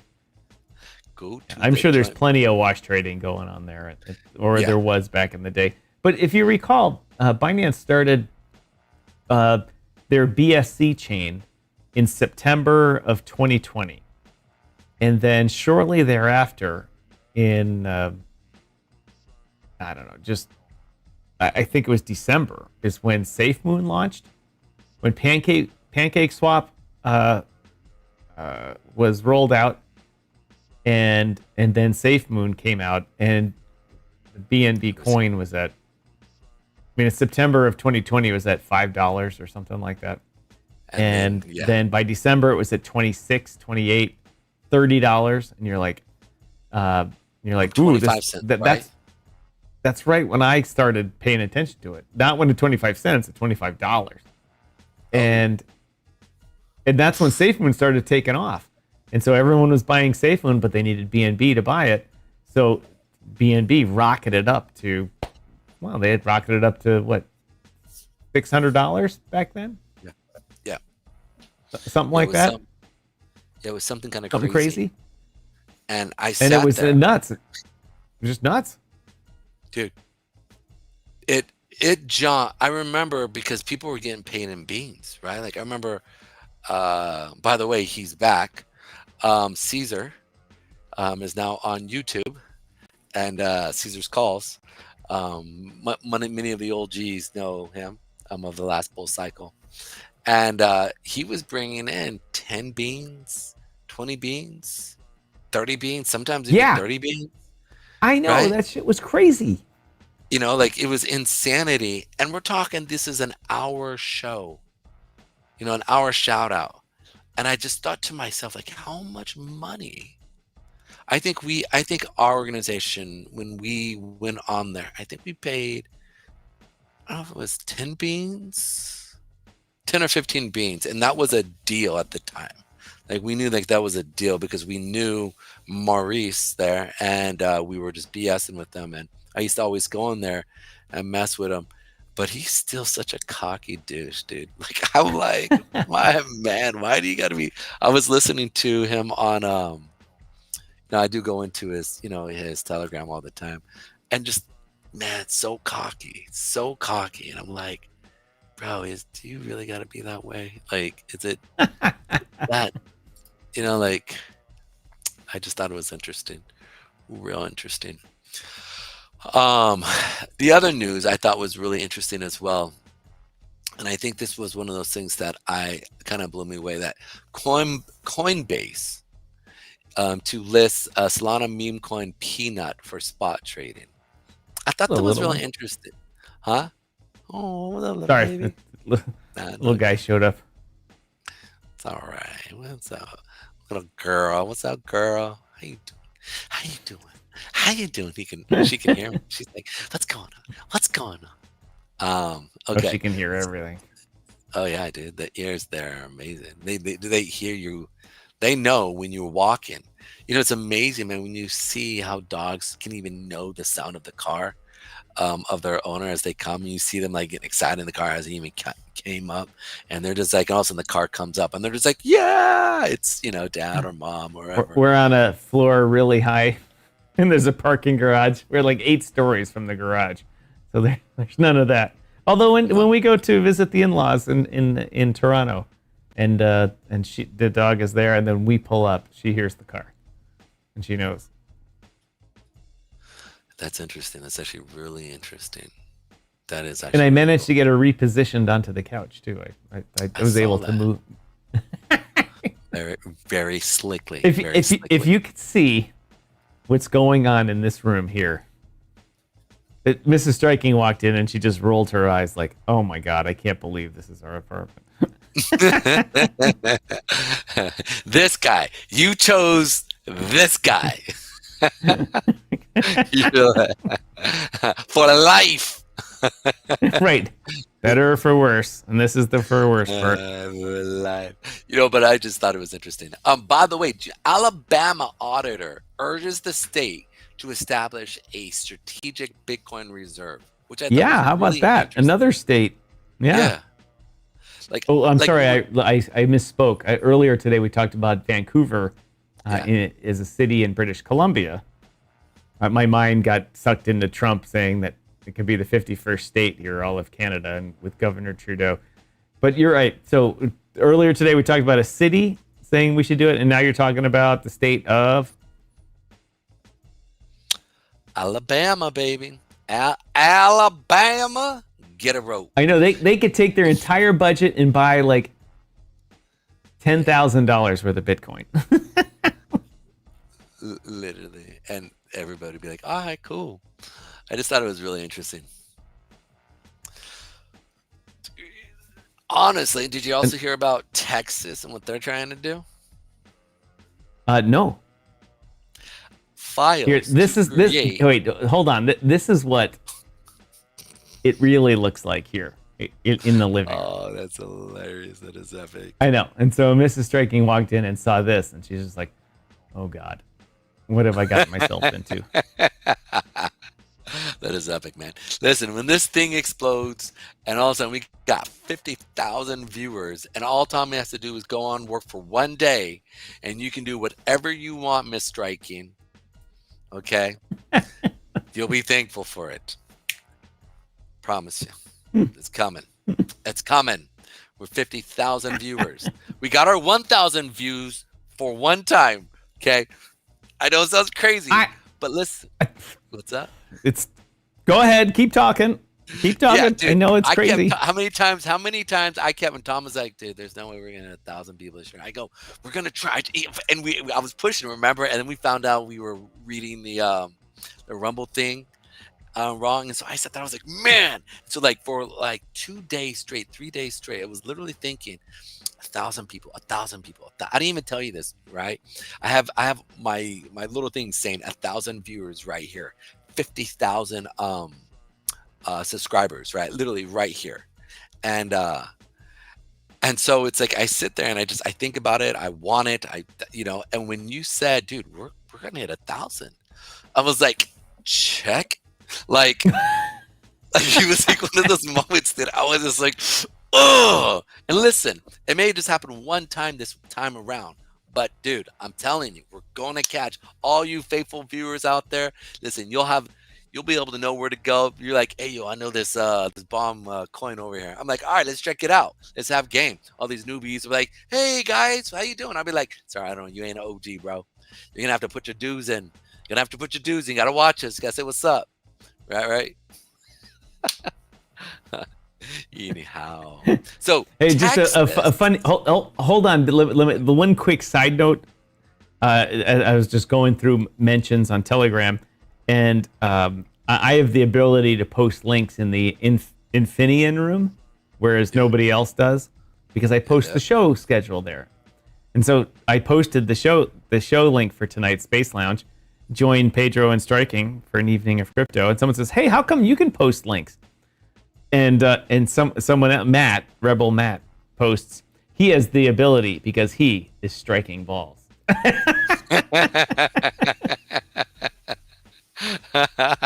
Don't hate. That's it, dude. That's it. My man, dude. My man. Striking balls in the house. Say what? Say some. Say some. Say it with your chest. Anyways, that is epic. That's pretty awesome. So I thought it was really interesting that BlackRock. Yeah. So tell us what's going on in Texas, Pedro. So Texas has filed to create a strategic Bitcoin reserve for the state. So we got Alabama, we got Texas. I don't even know this. Bama, y'all, all y'all Bamas, and then all y'all. I know because each state has their own different drawl and southern accent. But over there at Texas, maybe it's a little longer, a little bit more chill, or maybe Alabama is more like that. So I don't know. I'm horrible. Forgive me. They're like, dude, we got to get rid of Pedro, bro. He can't. He tries to talk with that northeast accent. Hey guys, how you doing? And then, then I got the southern accents. People are like, bro, next thing can be like British. I'll be like, bottle of water. Our Manchester for the friend love over of God, there. please help us. For the love of God. What did Doctor say? Thanksgiving night that year, BNB was 660. That was at Safe Moon's peak. That was in the fall of 21. And so in 1 year, it wasn't even the fall. I can't remember when it was, but in a very short period of time, BNB coin went from basically $1 to 660. That is what's up. By the way, are we frozen on YouTube? I don't think so. Oh, no, we are not. Okay, we're good. Sorry. I was looking at it and my thing had froze. So it's just my computer stressing out. The other part that DYOR Baby really... says most states are making a BTC fund. You know why? Because they're just hoping that it actually does go to $1 million and they can pay off their pension deficits. That's exactly what that is. That's exactly. Yeah, it's like a bet. It's just like every state is going to the sports book right now. Saying, like, all right, if we let's buy, $100 million worth, and if it goes to $80 million worth, well, that's just like any other state program. It goes to shit. But if it turns into $3 trillion worth, then hey, our pension deficits are paid off.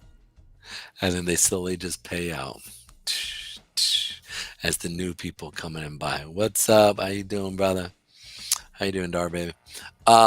So I think what's interesting also is that MicroStrategy job is to bridge TradFi markets to the crypto economy via Bitcoin. I thought that was really interesting that he kind of made that comment, simply saying, because when I think of TradFi and then I think a connection into Bitcoin, I don't think of MicroStrategy, unfortunately. Like I think of like Coinbase, right? Or even potentially like this, it's a small guy, but I mean, little companies like XYO, right? Like XYO is one of those ones that you go through, you can actually drive around and make money. You know what I'm saying? I mean, there was a minute in time where I was paying for their app and I was driving around and I was earning XYO. And I thought it was interesting because I sat there and I was looking at it going like, huh. You know, I don't think of Bitcoin and think of Strat. And is that just because I'm more into Bitcoin from a TradFi standpoint, or is it maybe we're just different? And you think traditional finance people are really thinking, you know, MicroStrategy, i.e. Bitcoin, or you think it's just a marketing play because he's going down? It's like, dude, I gotta get some people to buy this thing. The board here is gonna end up firing me. Like, you know, could be that. I could be wrong though. Could be wrong. But I think it's coming to a point where it's definitely one of those things that's like, it's getting touchy over here. They're starting to kind of get nervous. They're like, okay, we need to keep going up, and it's not going up. What's going on? He peaked and bought over here. Was it here that he peaked? I think it jumped up and then he bought and then it sold off again. Hold on, I don't have your screen up here. Give me a second. No, it's okay. It's all right. I mean, it's not that big of a deal. Back end, BlackRock recommends 2% Bitcoin allocation as future returns may become challenging. Really interesting. That was really interesting that BlackRock actually came out and talked about, like, hey, you know, could this thing get to a billy or, you know, 1 milli a coin? They're almost having a little kind of issue with it. And I'll read the full thing. It's actually Cointelegraph again, breaking. BlackRock recommends a 2% Bitcoin allocations, noting future returns may be more challenging as it becomes a tactical asset like gold. And we talked about this earlier today, where it's like I have a hard time seeing it as gold. I think it's an asset class all into its all in what is it? All unto its own. Holy crap, that's so hard for me to sit there and say. For whatever reason, it's just Why not doesn't coming that up. work? That's exactly. I don't understand why my mouth doesn't want to work sometimes for me. But unto its own. I think that's the word I want to use. Unto its own. Where I don't think we can sit there and adjacent it to gold, because what happens, right, when Elon Musk finally, or you know, over the next 20 years, many of the other people start to break through and what Tesla is doing and kind of copy them, and all of a sudden he has real competition, right? Like, he's not always going to be the leader, just straight up. Sooner or later, somebody's going to come out just like him, and he's going to have to fight with them. And I think that's going to be a good thing for Tesla, right? Right now, he's the king on the hill. He's killing it, right? And he's still driving like a madman. But sooner or later, some upstart's going to come, figure it out, and just compete with them. And I think it's going to be a big thing. And that's going to push the rocket industry, space industry into a high level. And in that same space, I think once they have that, all of a sudden they start doing asteroid leaps, right? They go to the asteroid belt and start to mine for gold, start to mine for all these, you know, assets that they are trained to get. Once they start doing that, there are all kinds of Yes. So everything's going to change. Yes. And I don't think we're that far. I think we're 20 years out. 15, 20. I mean, this man is launching, I mean, almost every day. Like, he's out there launching these rockets, bringing them down, up and down, up and down. I mean, the man is killing it. And so it's just a matter of time. I was reading one article that talked about how, let's say an asteroid is kind of coming close to the moon or Earth or whatever. Yep. And through spectrolysis or whatever it is, where they look at it and they can see that it's off-gassing certain types of gas, which is indicative of it being full of lithium or gold or whatever. Yeah. Elon could send 2 or 3 of his giant rockets there with his robots, and No. This is even better. He doesn't have to mine it. He can alter its orbit so it literally falls into his backyard in Texas. Like, it comes down through the atmosphere and crashes. And see, I'm not obviously not talking about an asteroid big enough to, explode the Earth. But one that's the size that you could just, even if it comes through the atmosphere and burns half of its mass off and lands, he's still got, something that weighs 20,000 pounds of almost some pure metal of some sort. Some rare, not rare earth element, rare asteroid element. And he can literally, he can point these things now and say, just land here. And he could just cause all these rocks to land on his property, of which then he can just assign regular mining crews to come and break them up and sell the gold, sell the lithium or whatever. It's amazing. Like that is amazing, dude. I can't even imagine. So like the idea of going out and mining is out in the astral belt is just so you just be like, no, we'll just wait till they come by us. Yeah, no, and you can just redirect them. Yeah, because the way orbital mechanics works, and because I have a rocket scientist son now, I pay attention to a lot of this stuff. Even if something's going around really fast and you can catch a rocket up to it, you can alter it just enough so you can say, all right, crash into the Earth in Brownsville, Texas, or wherever the star base is in Texas, and all of a sudden you just got a big. Yeah. Well, there's a problem with that. We'll say there needs to be a trial period. Land one or two of them in the middle of the Indian Ocean just to make sure.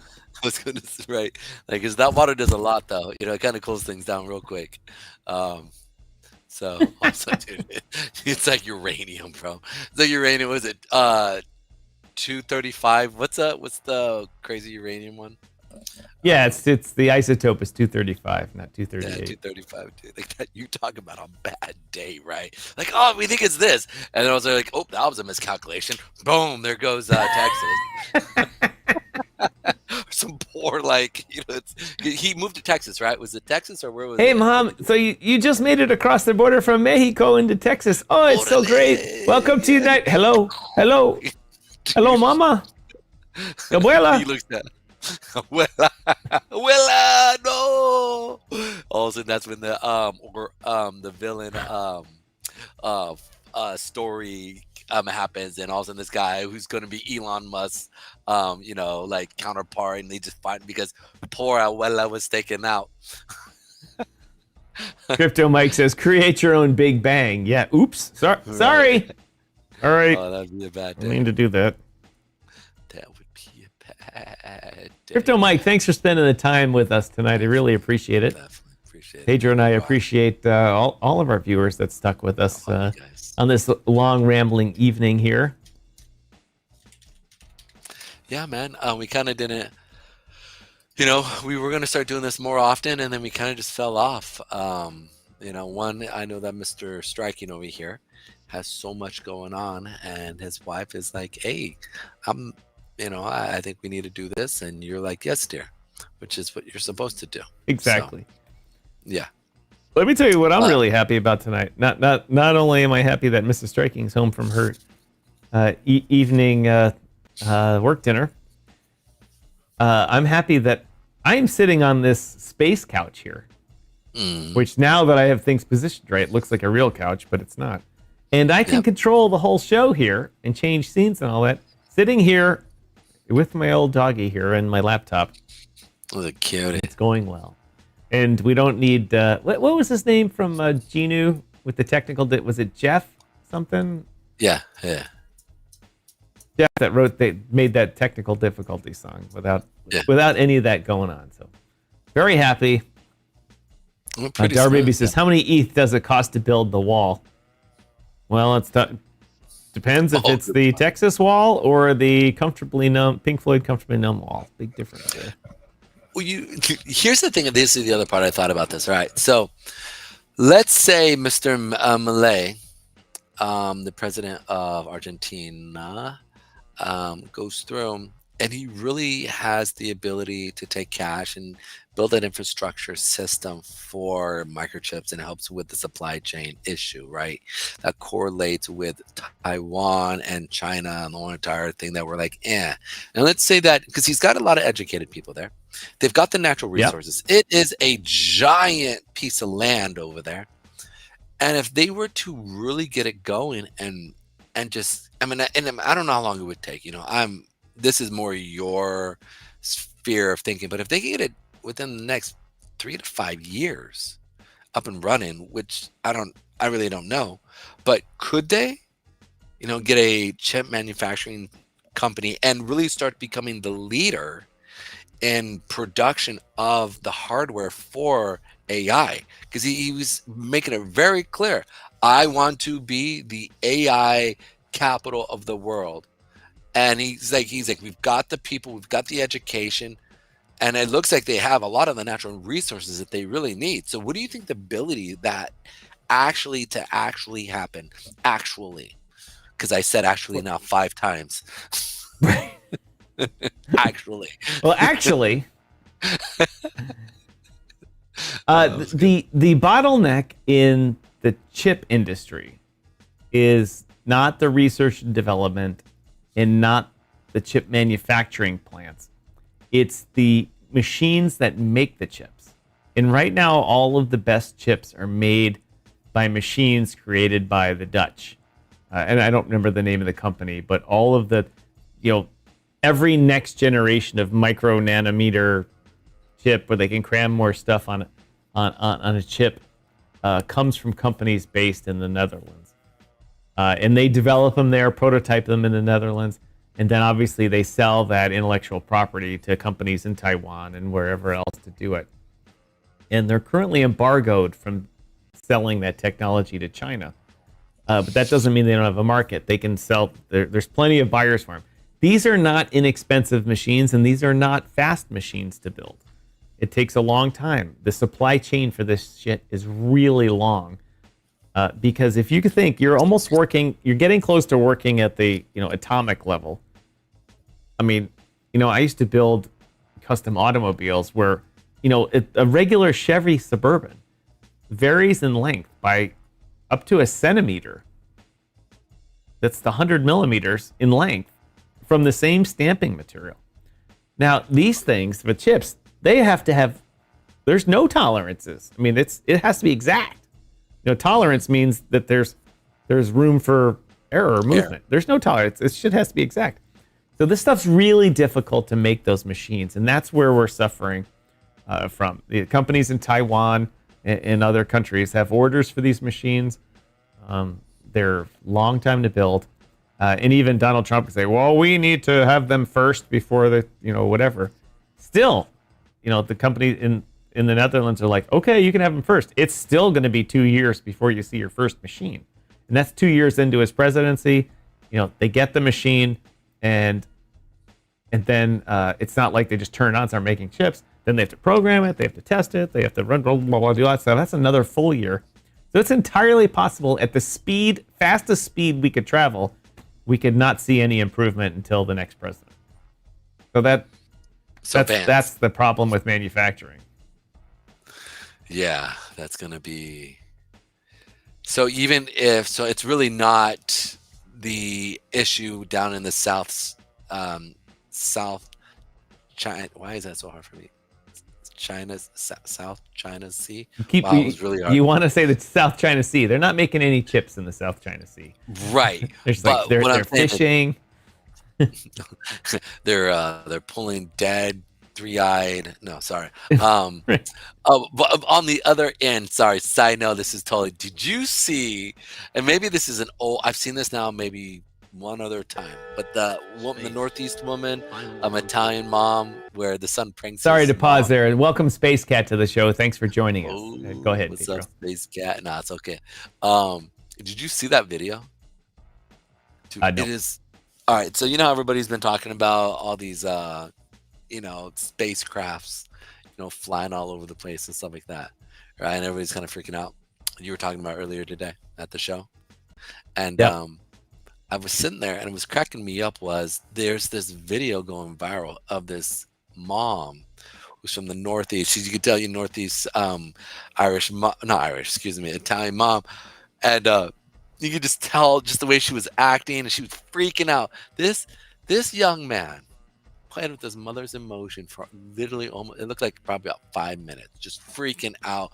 Like, we gotta call Nana. We gotta go. I told you that these mother gonna come. We need to have guns. We need to have, I have nothing. I don't even have hand sanitizer. What are we gonna do? And I just thought it was just like, I started cracking up because I was just like, poor moms. That's not cool. And what is she gonna be like, man, when the space aliens do come, and all of a sudden we gotta be like, "What's up, dudes? I don't know why you're here." Speaking of space aliens, in this earlier today, we were talking about the all the drones in New Jersey and stuff going on, and all the weird videos and that type of stuff. Somebody posted online. They said all these drones over New Jersey, and all we get is BS from the government about it, or BS from anyone we ask. However, you launch a drone over Area 51, and in 4 seconds it's shot down. And so they have a video of at the fence at Area 51 of a drone going up, and it just goes up, and not 4 seconds later it's poof, and it's on the ground going. Yeah. Like, they don't play. Like, remember when they were like, we're going to charge Area 51? Remember that? That much, I think, during COVID, you had all these liberals, or just crazies, not even just liberals, but you just had everybody being dumb. We're going to go do it, right? I think, was it like, how many people showed up? Like 100? They were going to make a big thing, and the military guys are like, we ain't playing. Well, you will die. We will shoot you. Right. Like, no joke. We ain't playing. Homie, don't play that. You took it from me. when we what was I gonna say? In living color. Do what you wanna do in living color. Shout out to what's his name? Jamie Foxx. Almost died out there. Lived. He's got his Netflix special over there going on. Oh, did it? What was it? Was it drugs? What was it? No, nobody. They still don't know. Like, at least he didn't really tell. Even after the Netflix special, he doesn't say what it was. Well, here's the thing. I only saw like half of it, and then I had to do a bunch of other stuff. So it was like over the weekend. I was trying to not the weekend. A couple days ago. So I still had to finish it. I really don't know. I'm going to take a side note here from Crypto Mike. Says, hey Pedro, have you looked into the quantum computing and crypto issue? Crypto Mike, I can explain that fairly simply. Well, quantum computing has the ability to solve, regular computing solves things logically and in order, step A through Z. Quantum computing can kind of take many branches at once. And if you hear people talk about quantum this and that, it talks about how things are able to do a superposition. The quantum computer can assume right and wrong for numerous situations, so that by the time they assume a bunch of things, the probability says they've got the right answer. The key word there is probability, and that over the long term, the probability works for them. Over the short term, the probability does not work for them. And so they get lots of errors. And if you read articles about it, you hear error correcting and qubits that need to be corrected and all this type of stuff. The quantum computers can solve, problems that take regular computers a long time, but they have a lot of errors in them, and they have to kind of work around those errors to get to the solution. When you're dealing with, at the end of that solution, if the answer is yes or no, it's easy to figure out.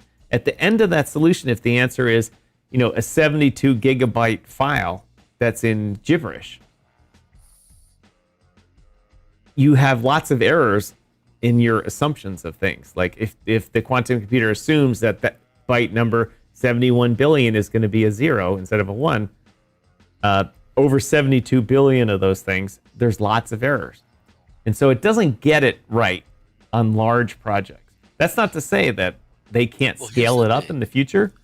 Right, and that's where I think we need it. They need to scale it up exponentially to do that, which Not they necessarily. it is well, yeah, to get the right answer. But while they're doing that, the blockchains are looking at that, and they can implement the same things and implement, much more complex Changing. computing in crypto.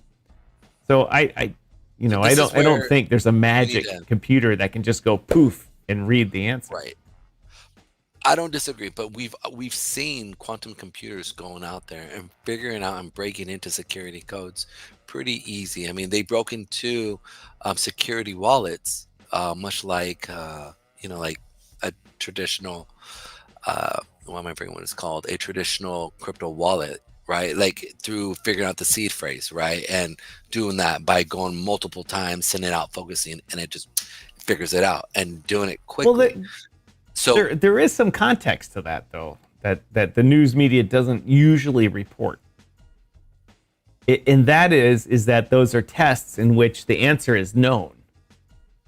And they just see how many times they need to iterate to get to the known answer. But when the answer is unknown, okay, I see what you're saying. it's like the equivalent of like saying, oh, the quantum computer can break the passwords to your bank. It's like, oh, really? If I get the password wrong 3 times for my bank, it locks me out forever. And I have to call the bank and I have to show my passport and do all kinds of crazy stuff. So it doesn't matter. The quantum computer can guess my password 1,000,000 times for the bank. It's going to take them 72 trillion years because the bank's going to reset it, every 3 times they get it wrong. Now with blockchain, there's no person resetting it each time. But there's all those validator nodes that are seeing the attempts to try to crack everything and saying, we need to stay in top of the encryption. So as soon as someone develops, it's going to be the continuous, race. As soon as someone develops something better, people are going to catch up. And then they'll develop something better, they'll catch up. And so, they say, oh, they can go back in time and undo things from the blockchain. The blockchain is recorded in history. They could try to break the encryption from old blocks and try and change them, but it would require thousands of validators around the world, or blockchain or Bitcoin nodes, to say, yeah, that block from Satoshi era was wrong. We need to correct it because of this one quantum computer says so. So there's still a lot. The media is reporting like, oh my God, it's a supercomputer, can break security.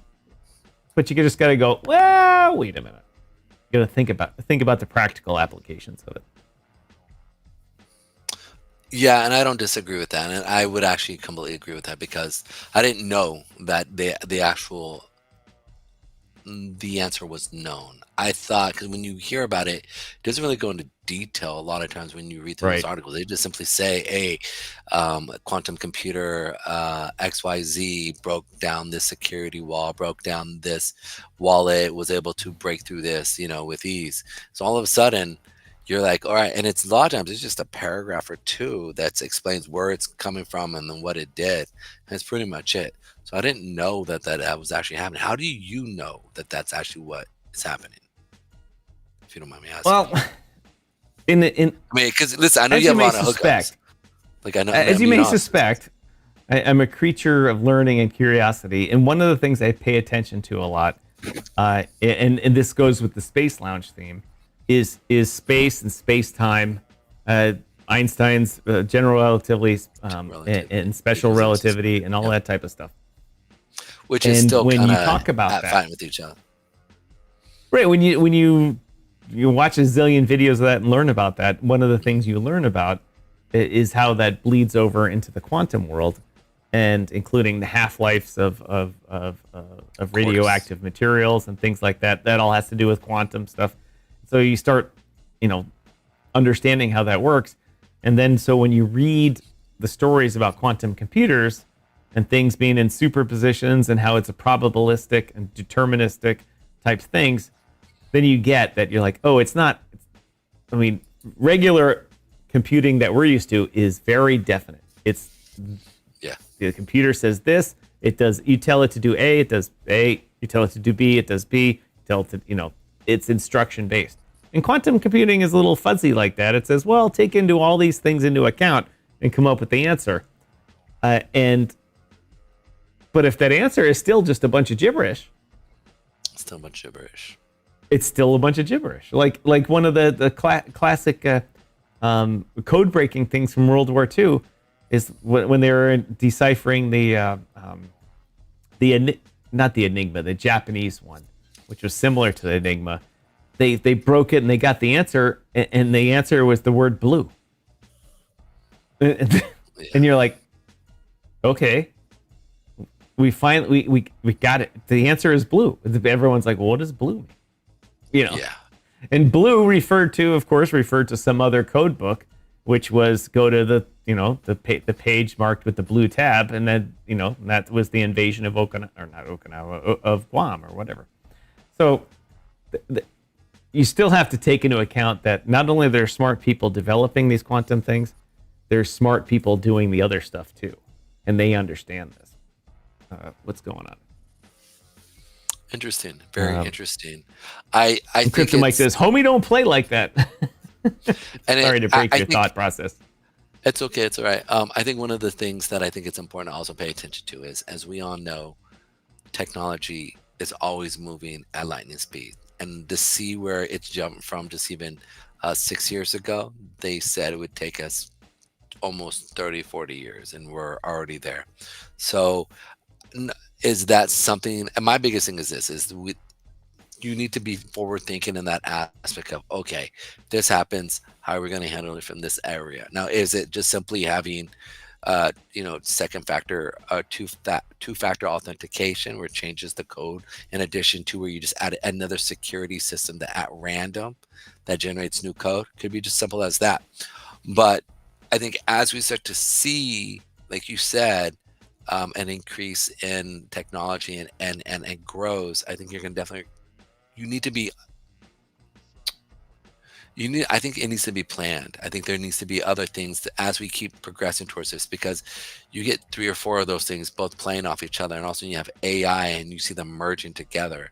All of a sudden, this is where my biggest thing is how, not only do you just have the air randomness of it, but you also have something that is a conscious mind, AGI, that's able to sit there and go, no, this way, no, this way, and sit there and play it. And if you have a nefarious, let's say, person who trains AI and creates their own AGI, right? Because we're already, 2025 is going to be the year of the agents, which is not necessarily AGI, but as I say, quasi-intelligent, right? Almost like a single cell amoeba that goes around and plays and does what it does. It's still conscious in a sense, right? Now, at what point do you call conscious? Well, it moves around, it looks to eat and feed itself. At one point in time, if you believe that, as humans, we evolved, then you can sit there and say, you know what, that was us, and we grew into what we have today. But I believe we were created in the image of God, and in the same instance, as we are, and if you read in the Tower of Babel, he straight says, there would be nothing that would be held back from these people. And there's no hidden Hebrew. There's no it's just straight up. He just says, hey, nothing is going to be able to stop these guys. So let's confuse their language. So either way, with the advent of AI and quantum computer coming together, I think it's something you need to be paying attention to, because I have a backside or a front side potential movement of, if there is a AI, well, we all have crypto. And an AI and a quantum computer coming together could really change things. So, especially if that AI knows how to use crypto to make money, or I shouldn't say to make money.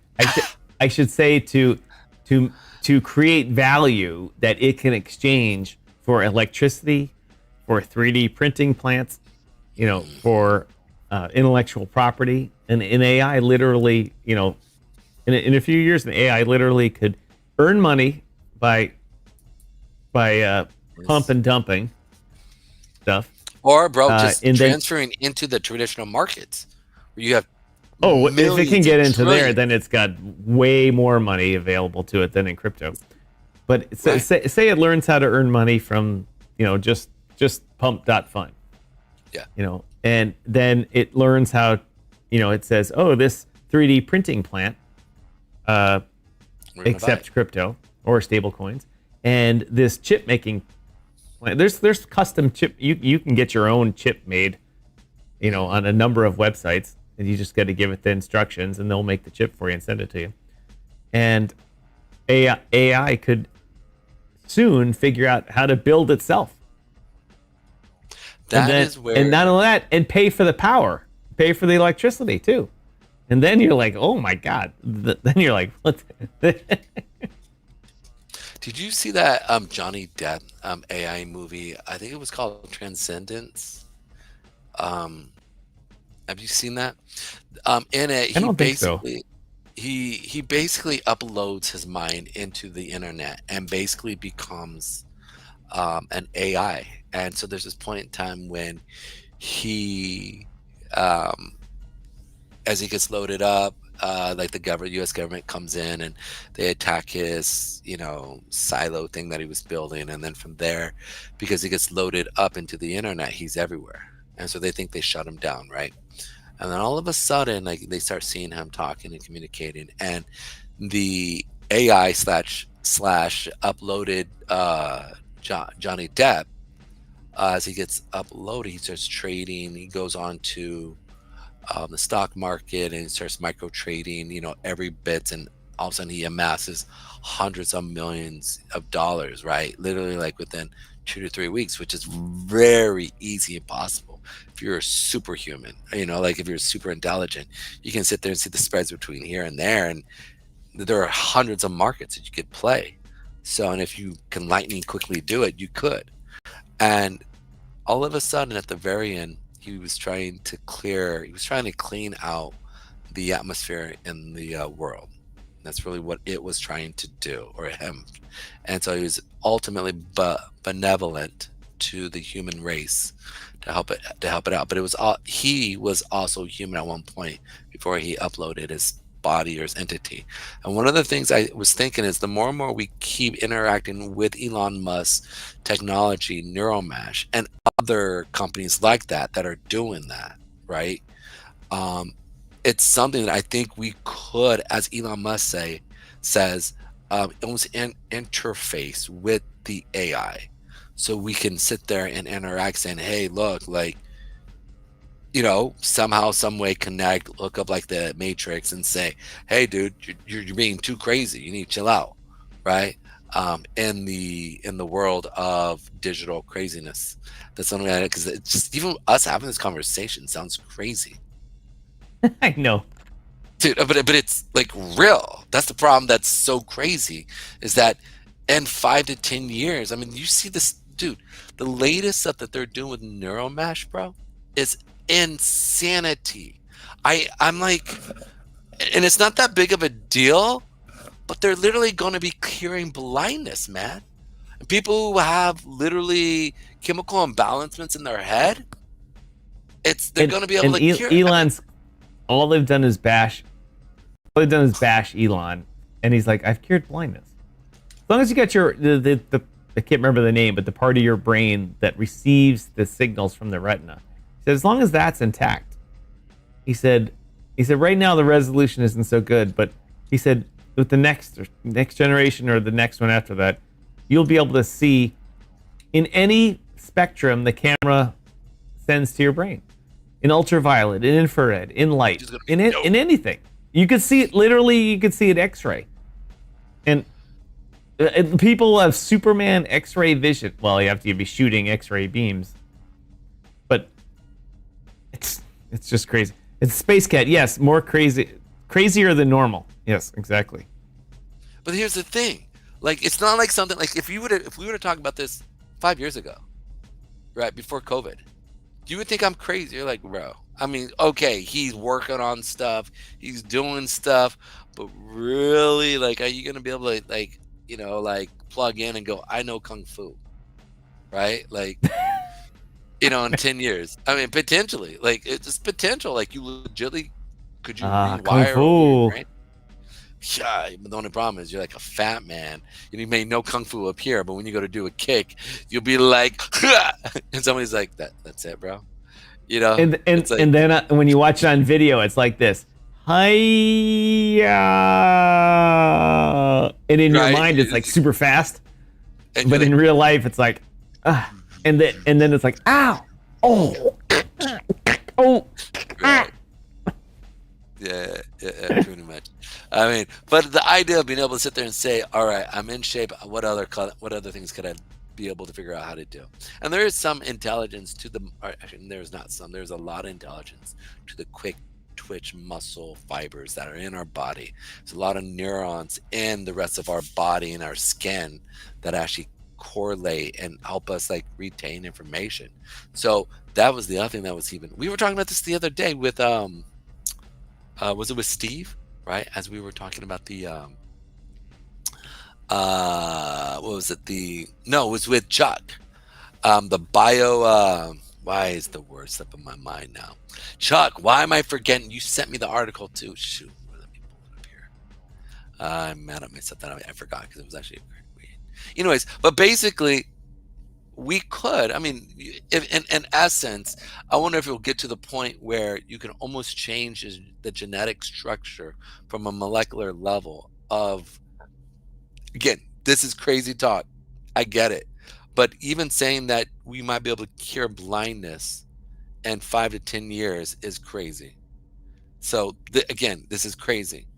But, they're talking, was it you that brought up that we could literally like basically be beamed up to places by reassembling or disassembling and reassembling? Oh, that was not me. But that's was that you? crazy. What's that? But it was on the show we were talking about it. Do you remember? No, I don't. Anyways, let me read the key factors that's actually happening with neural mesh right now. So PCN algorithms at the core of neural mesh protocol is the predictive coding network, PCN training algorithm. Unlike traditional back propagation methods, PCN enables fully local, parallel, and autonomous training, which is actually kind of cool. Global collaborations. They're doing a lot of, I guess, global collaborations and inclusivity. A neural mesh approach aims to democratize AI development by allowing entities of all sizes to leverage this service for their training needs. That is insanity, bro. So basically, they're creating a neural mind or neural space in your brain for training. Pretty cool. Have you heard about the excess space in your brain will be mining Bitcoin? Dude. And you'll be like, man, all I've done today is just sit and watch repeats of the A-Team, but I'm really tired. Why am I tired? It's because, well, the AI said your brain's being underutilized watching reruns of the A-Team. So instead, we're using your mind to secure the Bitcoin network. You're like, I'm tired. Anyway, Pedro, we need to wrap this up for the evening here. We've been I'm looking at my clock on my laptop and it says 10:30. So in my mind I'm like, when I first thought this, I'm like, we've only been on an hour. We were on 2 hours because my laptop is still on Central Time. And now we're at 2.5 hours. So it was an interesting space lounge tonight. Crazy news, crazy stuff. It's Before we go tonight, why don't you give us a wrap up of Bitcoin here? Definitely. Let's check this out here real quick. Alrighty here. So we're seeing BTC here. Let's check it out. Alrighty. Oh, so we came down here. We started around here, right? When was it? When did we start? What are we doing? New York. So we're at 12 or 11:30. We started at 9. So it'll be 21. Yeah, so here we go. We came down here at 2100, found some support and kind of went up. So it looks like it sold off. We created our demand wick, but not that much of a, it's only 700 points. That's a blip. What time frame is that chart that you have on there? This is a 5-minute. So let's pull up then the daily here and see where it's sitting right here. All right, so we came down and it really did not continue down to our area here. It actually went through, bounced off, didn't come down to our area where it went up. It basically went down. There was a liquidity pool right here. Remember, here are longs. There are shorts underneath here, right, to get them out if it goes against them.